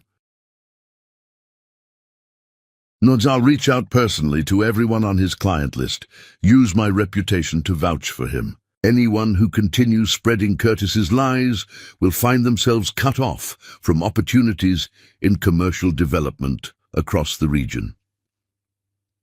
Over the next 3 weeks, Diane worked her network relentlessly, while Lupita felt helpless, watching Tyson pull away emotionally, even as she tried to fix the damage Curtis had caused. The building inspectors who had targeted Tyson's projects were eventually suspended pending investigation, but the process was slow and bureaucratic. Diane's calls to Tyson's clients helped stabilize some relationships, but the hospital contract was gone permanently, and 2 other clients had already signed with competitors. Tyson's company survived, but barely, and the financial hit would take months to recover from. And through it all, Tyson maintained a polite distance that felt worse than anger would have. He answered her calls, but kept conversations brief and professional. He stopped initiating contact. He made excuses when she suggested getting together. Simone asked about her once in a text message that Tyson forwarded without comment. "Is Lupita okay? Did we do something wrong?" Lupita spent those weeks in a spiral of doubt and self-recrimination. Maybe Tyson was right. Maybe she did bring too much chaos into people's lives. Maybe Curtis would never stop attacking anyone who got close to her.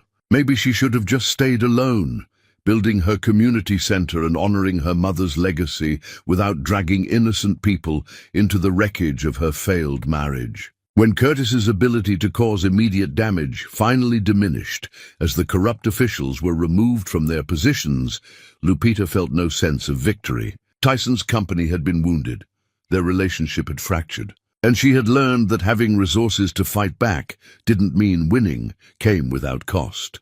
Curtis started posting on social media, long rambling screeds about how the legal system was rigged against honest businessmen, how his ex-wife was using dirty family money to persecute him, how Jennifer Kensington had betrayed their love for mercenary financial reasons. Each post made him look more desperate and delusional to anyone reading, and his remaining professional reputation shredded further with every public breakdown. His lawyer finally quit after Curtis showed up drunk at her office, demanding she file motions to have Estelle Long's documents thrown out on grounds that made no legal sense, ranting about conspiracies and witchcraft until security had to escort him out. Lupita watched Curtis's public deterioration with emotions too complex to easily name. Part of her felt satisfaction seeing him experience consequences for his actions, seeing him lose the facade of success and confidence he had maintained through manipulating everyone around him. Another part felt something almost like pity for how completely he was falling apart, how his entire identity had been so wrapped up in wealth and status that losing them meant losing any sense of who he was underneath the performance. But mostly, she felt a bone-deep exhaustion from the realization that Curtis's capacity to cause harm extended far beyond their marriage, reaching out to hurt anyone who dared to care about her. She thought about Tyson's silence, about the polite distance he had been maintaining, and she knew she couldn't let things end this way, even if ending was inevitable. She showed up at his house on a Saturday morning, knowing Simone was at a marine biology camp and they would have privacy for the conversation that needed to happen. Tyson answered the door looking tired, older somehow than he had just weeks earlier, and the wariness in his eyes when he saw her felt like a knife between her ribs. "We need to talk," she said. "Really talk, not the polite professional conversations we've been having." He let her in, offered coffee that she declined, and they sat in his living room with careful space between them on the couch. The house felt different now, less welcoming. Or maybe that was just her own fear coloring everything. "I'm sorry," Lupita started, and Tyson shook his head. "You don't have anything to apologize for." Curtis is the one who attacked my company, not you. But he attacked you because of me, she countered, and I handled it badly. I immediately tried to fix everything with money and resources instead of asking what you needed, instead of treating you like a partner capable of making his own decisions. I did exactly what Curtis did to me for 10 years. I made choices for someone else because I thought I knew better. Tyson was quiet for a long moment. I appreciate you saying that. And for what it's worth, I understand why you reacted the way you did. You were trying to protect someone you care about. That's not wrong, but it hurt you anyway, Lupita said softly.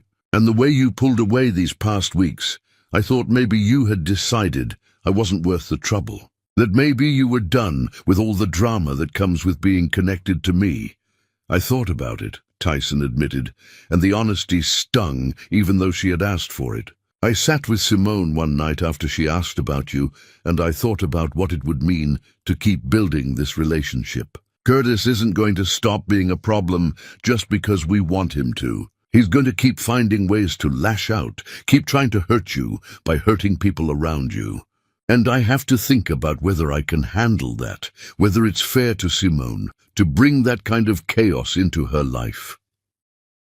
And what did you decide? Lupita's voice was barely a whisper. I decided that running away from something good because it's complicated is the coward's choice, Tyson said, finally meeting her eyes fully. But I also decided that if we're going to do this, we need to do it differently. I can't be someone you rescue. I need to be your partner, which means we make decisions together, even when you have resources I don't. Even when you think you know the best way to fix something. We talk first, we decide together, or this won't work. I can do that, Lupita said quickly, desperately. I want to do that. I don't want to be the person who makes decisions for other people. I spent too many years having decisions made for me. And I need you to understand that there might be times when the answer is that I need to handle something myself, even if that means it takes longer or costs more or doesn't work out as well as it would if you intervened. Tyson's voice was gentle but firm. My ego took a hit these past weeks, watching my business struggle while knowing you could probably fix everything with a phone call. That's hard for me to swallow, and I need you to respect that sometimes I'll choose to do things the hard way, because I need to prove to myself that I can. Even if Curtis attacks again? Lupita asked. Even then. We'll figure it out together, but you don't get to just swoop in and solve everything without talking to me first. He paused, then added, and honestly, Lupita, there might come a point where I can't handle it anymore. Where the cost of being with you is too high, and I have to choose Simone's stability over our relationship. I need you to know that's a possibility, even though I hope it never comes to that. The words settled heavy between them, the acknowledgement that love might not be enough if the circumstances became impossible. It was the opposite of the fairy tale promises Curtis had made, the guarantees that everything would be perfect forever. This was real. Messy, uncertain, two people trying to figure out if they could build something sustainable in the middle of ongoing chaos. I understand, Lupita said. And she did, even though it terrified her. I'd rather have honesty and uncertainty than false promises. And I'd rather know now that you might have to walk away than pretend that could never happen. They sat in silence for a while, the air between them slowly shifting from tense to something more breathable. Not fixed, not perfect, but maybe possible. Simone misses you, Tyson said finally. She's been asking when you're coming over again. I told her we were figuring some things out, but that I hoped it would be soon. I miss her too, Lupita admitted. I miss both of you. These past weeks have felt like losing something I didn't get enough time to properly have. Then let's try again, Tyson said. Slower this time, with better communication, with boundaries we both actually respect. No guarantees, no promises about forever, just two people choosing to keep showing up for each other, despite the complications. It wasn't the romantic reconciliation Lupita had hoped for. It was better, honest, grounded, acknowledging reality without pretending love conquered all. They were going to try again, and they might fail.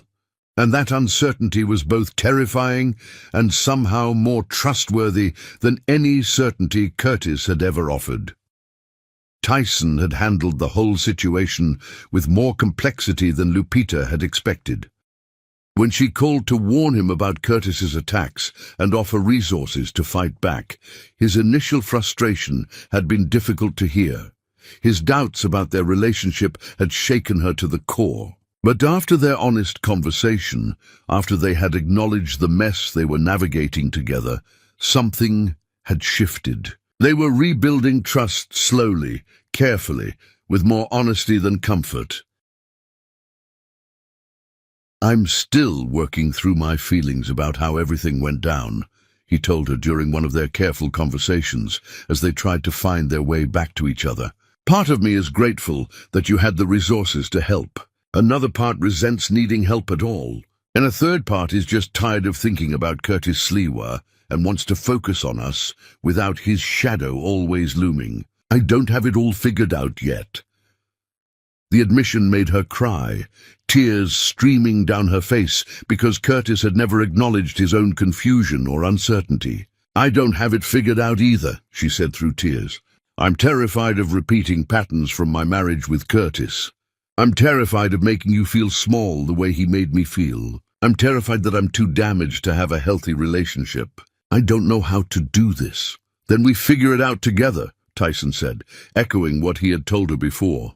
"We make mistakes and talk about them. We notice when old patterns are showing up and call them out. We set boundaries and respect them. We try to be honest, even when honesty is scary. Neither of us has to be perfect, Lupita. We just have to keep showing up and doing the work." They had started spending time together again, carefully rebuilding what Curtis's attacks had damaged. When Tyson finally felt ready to bring Lupita back into Simone's life, the 12-year-old had questions that cut straight to the heart of things.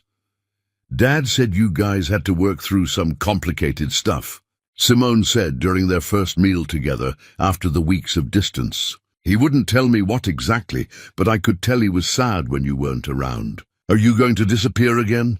The directness was startling, but also refreshing, after so many careful conversations with adults who danced around difficult topics.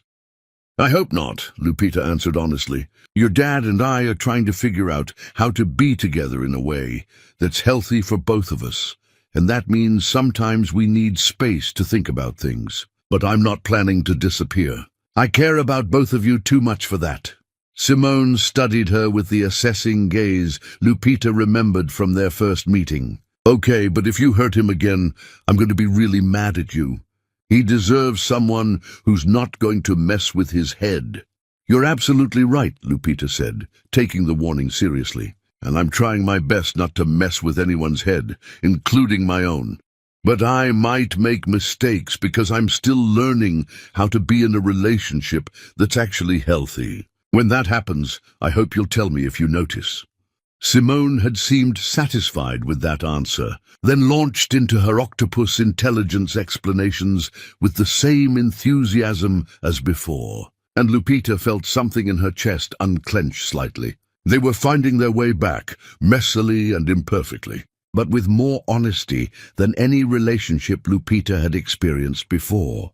The Riverside building project was moving forward with momentum that felt both exciting and terrifying. Architects had finalized designs that honored the industrial history while creating modern spaces for job training and counseling. Contractors were preparing to begin renovation work that would transform empty factory floors into classrooms and offices and childcare facilities. Lupita had hired staff who brought their own experiences of survival and rebuilding, women who understood what it meant to start over after losing everything, and could offer more than textbook sympathy to clients who would walk through these doors desperate for help. Diane had connected Lupita with board members from across the city, people who brought expertise in non-profit management and fundraising and community outreach. They had named the facility the Estelle Long Community Center, and plans were underway for an opening ceremony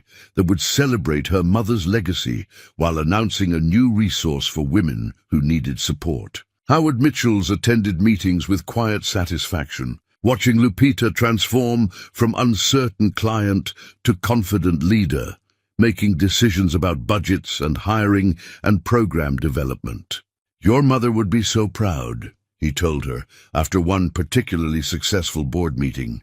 "She always said you had more strength than you realized, more vision than Curtis allowed you to express. She was waiting for you to remember who you really were underneath all the lies he told you about yourself." In stolen moments between meetings and planning sessions and phone calls with lawyers about Curtis's continued harassment, Lupita read the remaining letters her mother had left in the briefcase. Each one addressed a different fear or doubt or stage of the healing journey, and Estelle's words felt like having her mother back for brief, precious conversations they had never gotten to have in life. One letter in particular had made Lupita sob until she thought she might break completely. "Baby girl, by the time you read this, I will be gone, and you will probably be angry with me for dying without reconciliation between us. Know that I died in peace because I trusted that you would survive Curtis, that you would discover your own power, that you would build something beautiful from the ashes of what he destroyed. I'm not angry with you for choosing him over me. I understand that you needed to learn some lessons through experience because no amount of warning would have been enough. I only wish I could be there to see the woman you become after this transformation, to watch you build empire, not just with money, but with purpose and compassion and the fierce determination that runs in your blood. Love yourself as much as I loved you. That's all I ever wanted." Lupita had the letter framed and hung in her hotel suite where she could see it every morning, a reminder that even in death, her mother was still teaching her how to be strong. The final legal proceedings with Curtis were scheduled for the following month, the moment when everything would be formally settled, and she would walk away, free from any remaining ties to the man who had consumed 10 years of her life. Howard predicted Curtis would walk away with approximately $8 million in legitimate debts he had accumulated, no assets, and a reputation so damaged he would spend the next decade rebuilding basic credibility. He would have to sell everything he actually owned just to pay down part of what he owed, would have to start over from almost nothing in his late 40s, would experience firsthand the powerlessness he had spent years inflicting on his wife. He brought this on himself. Howard reminded her when Lupita expressed something that might have been concern about Curtis's complete destruction. Every choice he made, every lie he told, every person he manipulated and discarded, all of it led here. You didn't create these consequences. You just stopped protecting him from them. Lupita knew he was right intellectually, but emotionally it was harder to separate herself from the wreckage of Curtis's life, even though she hadn't caused it. She had loved him once, or at least loved who she thought he was, and watching anyone fall so completely carried weight, even when they deserved the fall.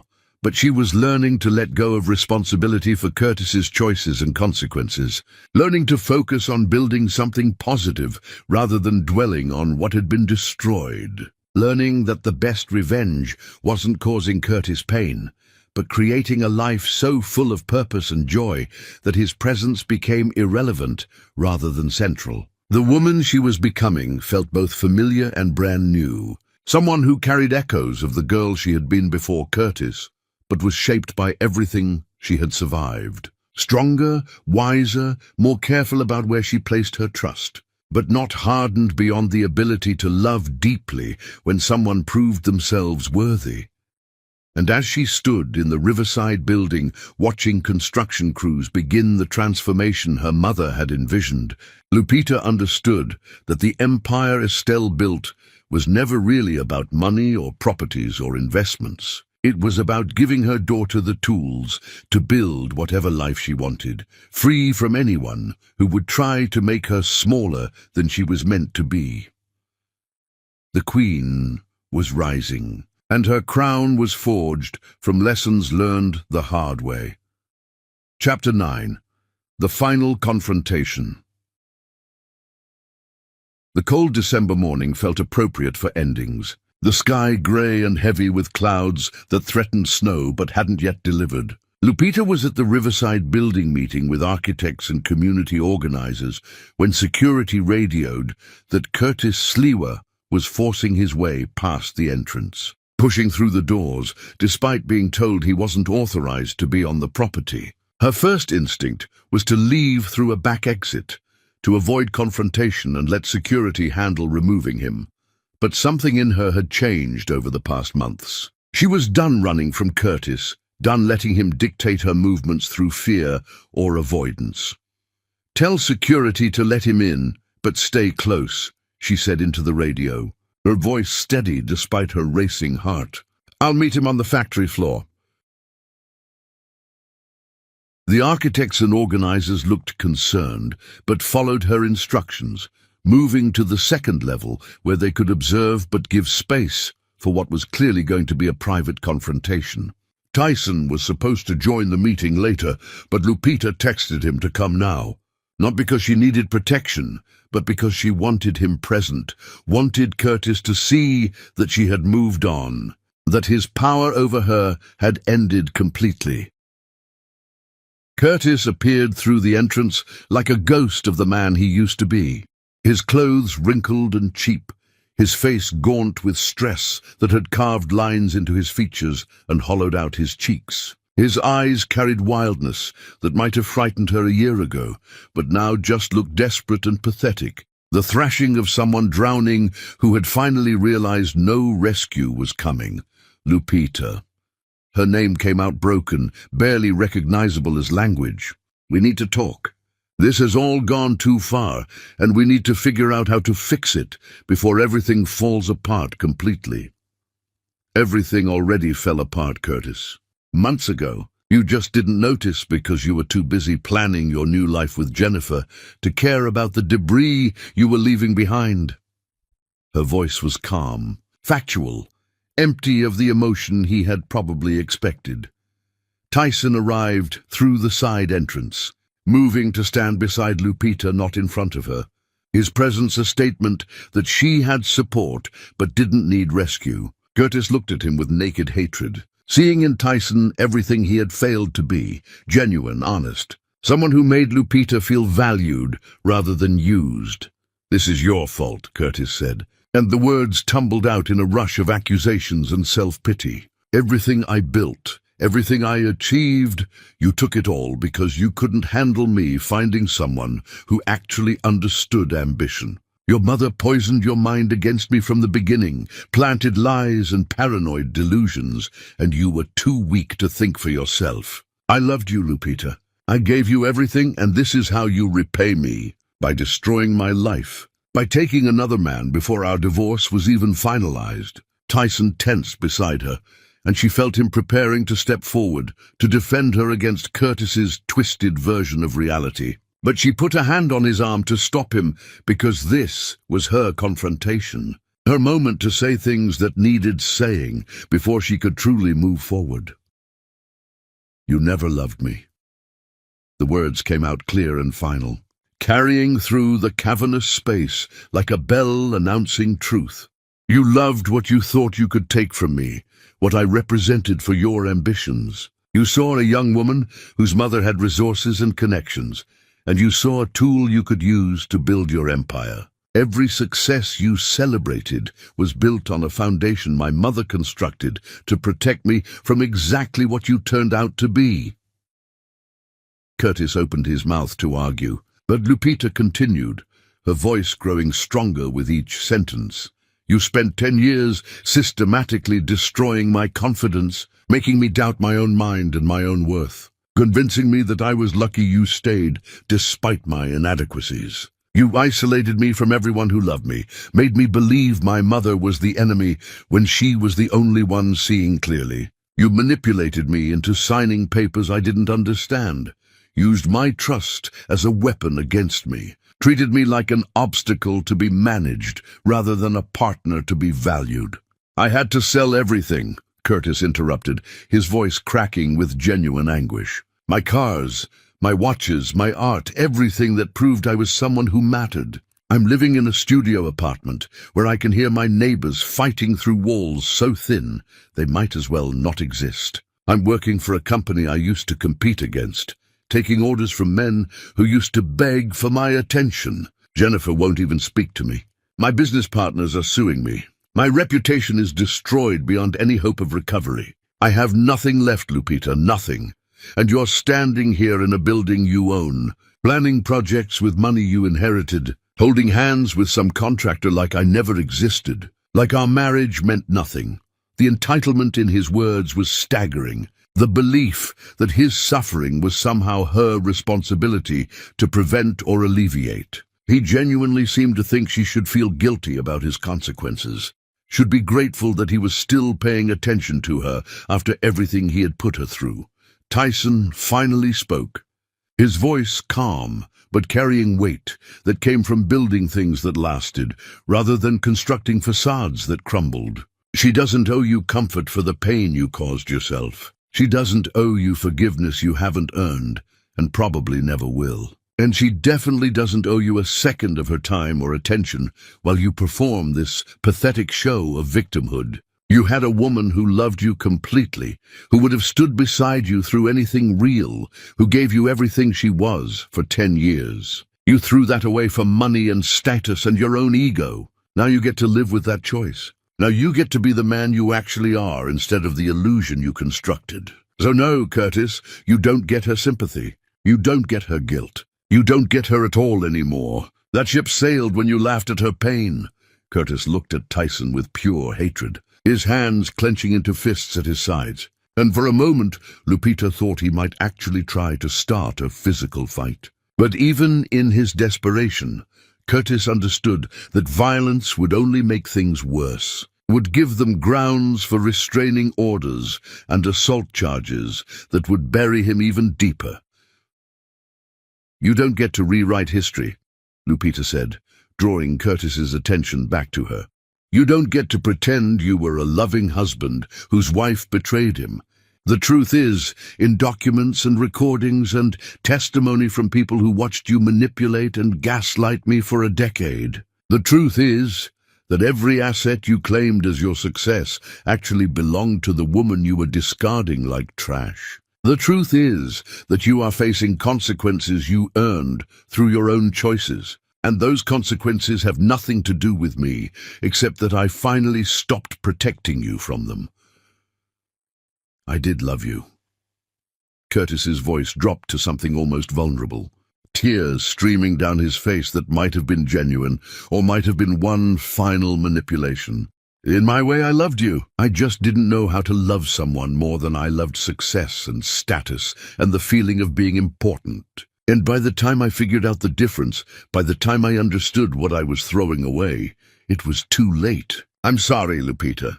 I'm so sorry for everything I did and everything I failed to be. The apology landed in the space between them like a fragile thing made of glass, beautiful and broken and impossible to fully trust.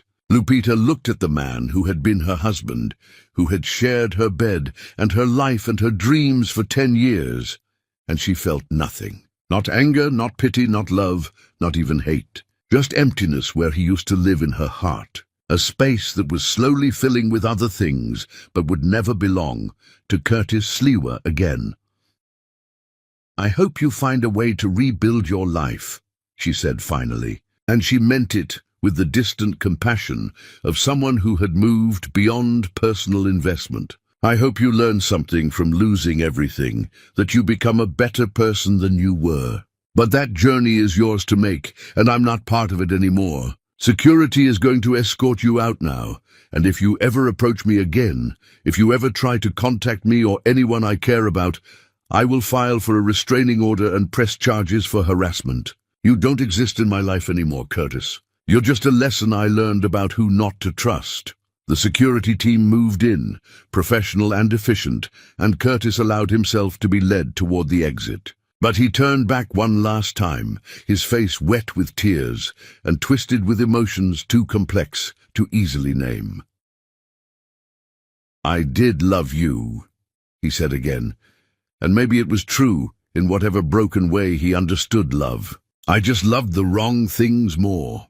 Then he was gone, walking out of the Riverside building and out of her life for the final time. And Lupita felt something release in her chest that she hadn't even known was still bound tight. The weight of carrying Curtis's presence in her mind lifted slightly, making room for air and space and the possibility of breathing without the constant pressure of his manipulation pressing down on her lungs.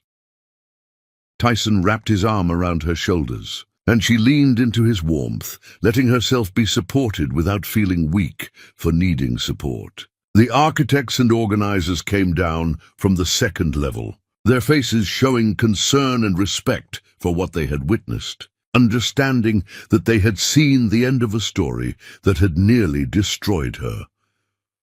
That was incredibly brave, Diane said, appearing from wherever she had been observing. Facing him directly, telling him the truth, refusing to let him rewrite what happened. Your mother would have been proud of how you handled that.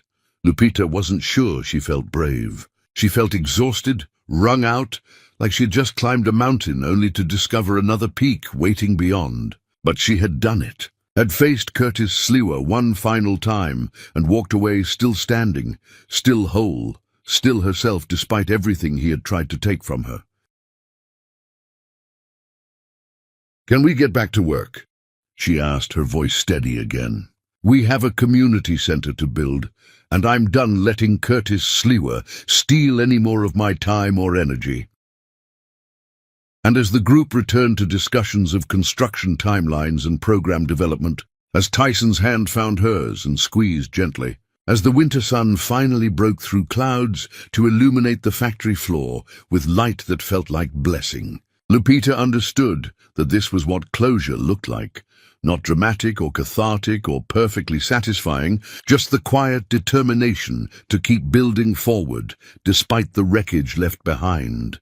The confrontation was over. The marriage was truly ended, and Lupita Long was finally completely free. Chapter 10. The Empire She Built with Love.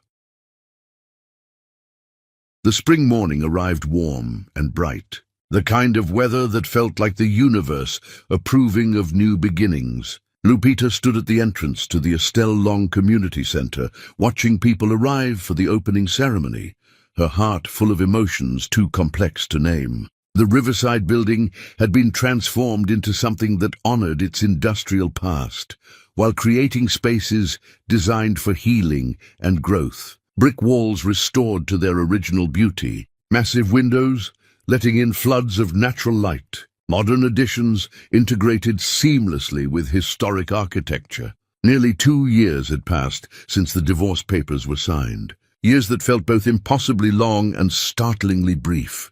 Time enough for wounds to begin healing, but not enough to forget how they were made. Diane Rothford stood beside her, elegant in flowing clothes that caught the breeze. "Your mother dreamed of this moment for years," she said quietly. "She imagined standing here with you. She would be so proud of what you've built." "We built it together," Lupita corrected gently. "She gave me the foundation, but you and Howard and Tyson and everyone else helped make it real. I couldn't have done this alone." The ceremony began with speeches from board members and community leaders, people talking about the need for resources that helped women rebuild their lives. Then Lupita took the microphone, looking out at faces that included reporters and donors and staff members who would run programs, and she felt her mother's presence like a hand on her shoulder. "My mother, Estelle Long, spent the last decade of her life building an empire in secret," she began. "She did it to protect me from someone who saw me as a resource to exploit rather than a person to value. She did it knowing that when I finally needed the protection she had constructed, our relationship might be damaged beyond repair. She chose love over certainty, chose to build walls around a daughter who had stopped speaking to her rather than abandoning me to face consequences alone." Lupita paused, gathering emotions that threatened to overwhelm her. I wasted years being angry with her for not understanding my choices, for questioning the man I married, for setting boundaries I saw as controlling rather than protective.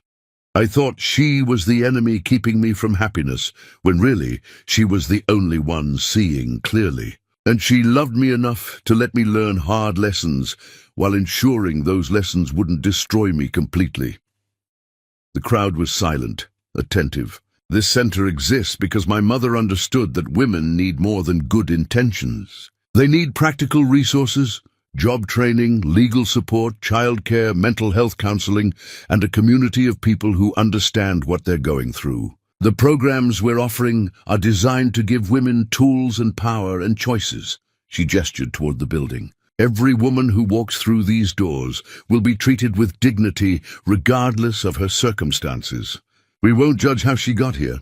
We'll meet her where she is and help her build toward where she wants to be. That's what my mother did for me. That's what we'll do for every woman who needs this place. The crowd erupted in applause. The first group of women enrolled in programs began their tour, and watching them walk through spaces that had been empty factory floor made everything feel real in ways blueprints hadn't captured. Tyson found her in the crowd, Simone beside him. "You did good," he said simply. "We did good," Lupita corrected.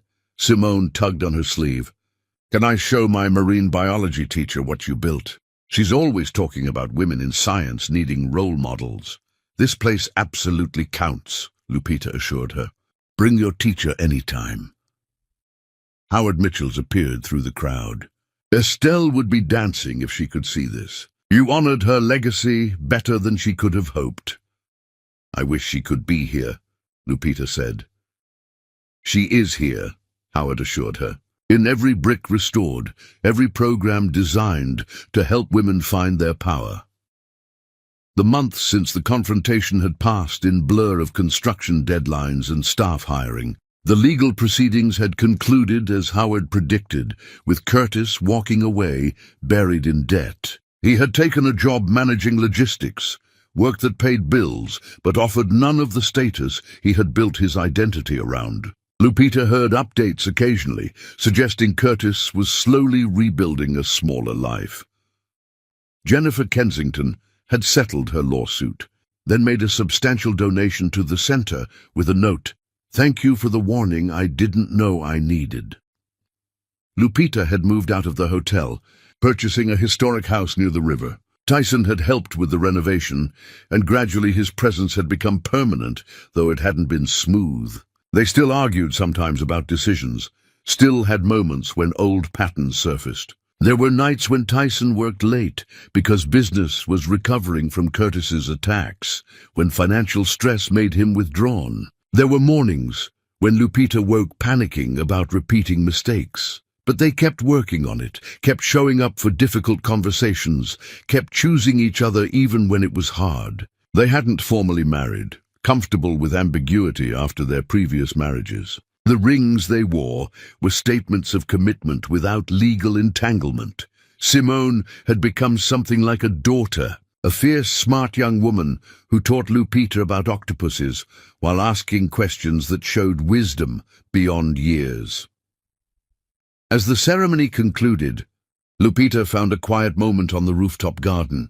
The city spread out below her, and she thought about all the women who would stand in this same spot over coming years.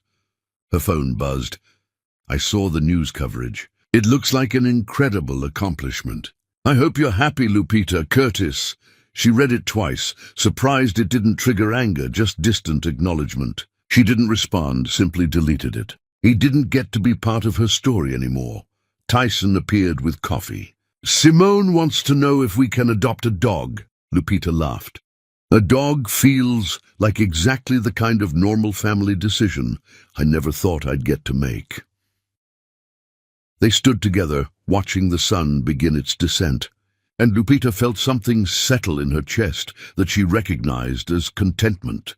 The empire Estelle long built in secret had transformed into an empire of light. The briefcase had contained more than documents and money. It had contained a mother's love that transcended death and distance, Curtis Slewa had taken 10 years of her life, but he hadn't taken everything. Her capacity for love, her determination to build something meaningful, her strength that had been hidden under manipulation but never destroyed. All of it remained.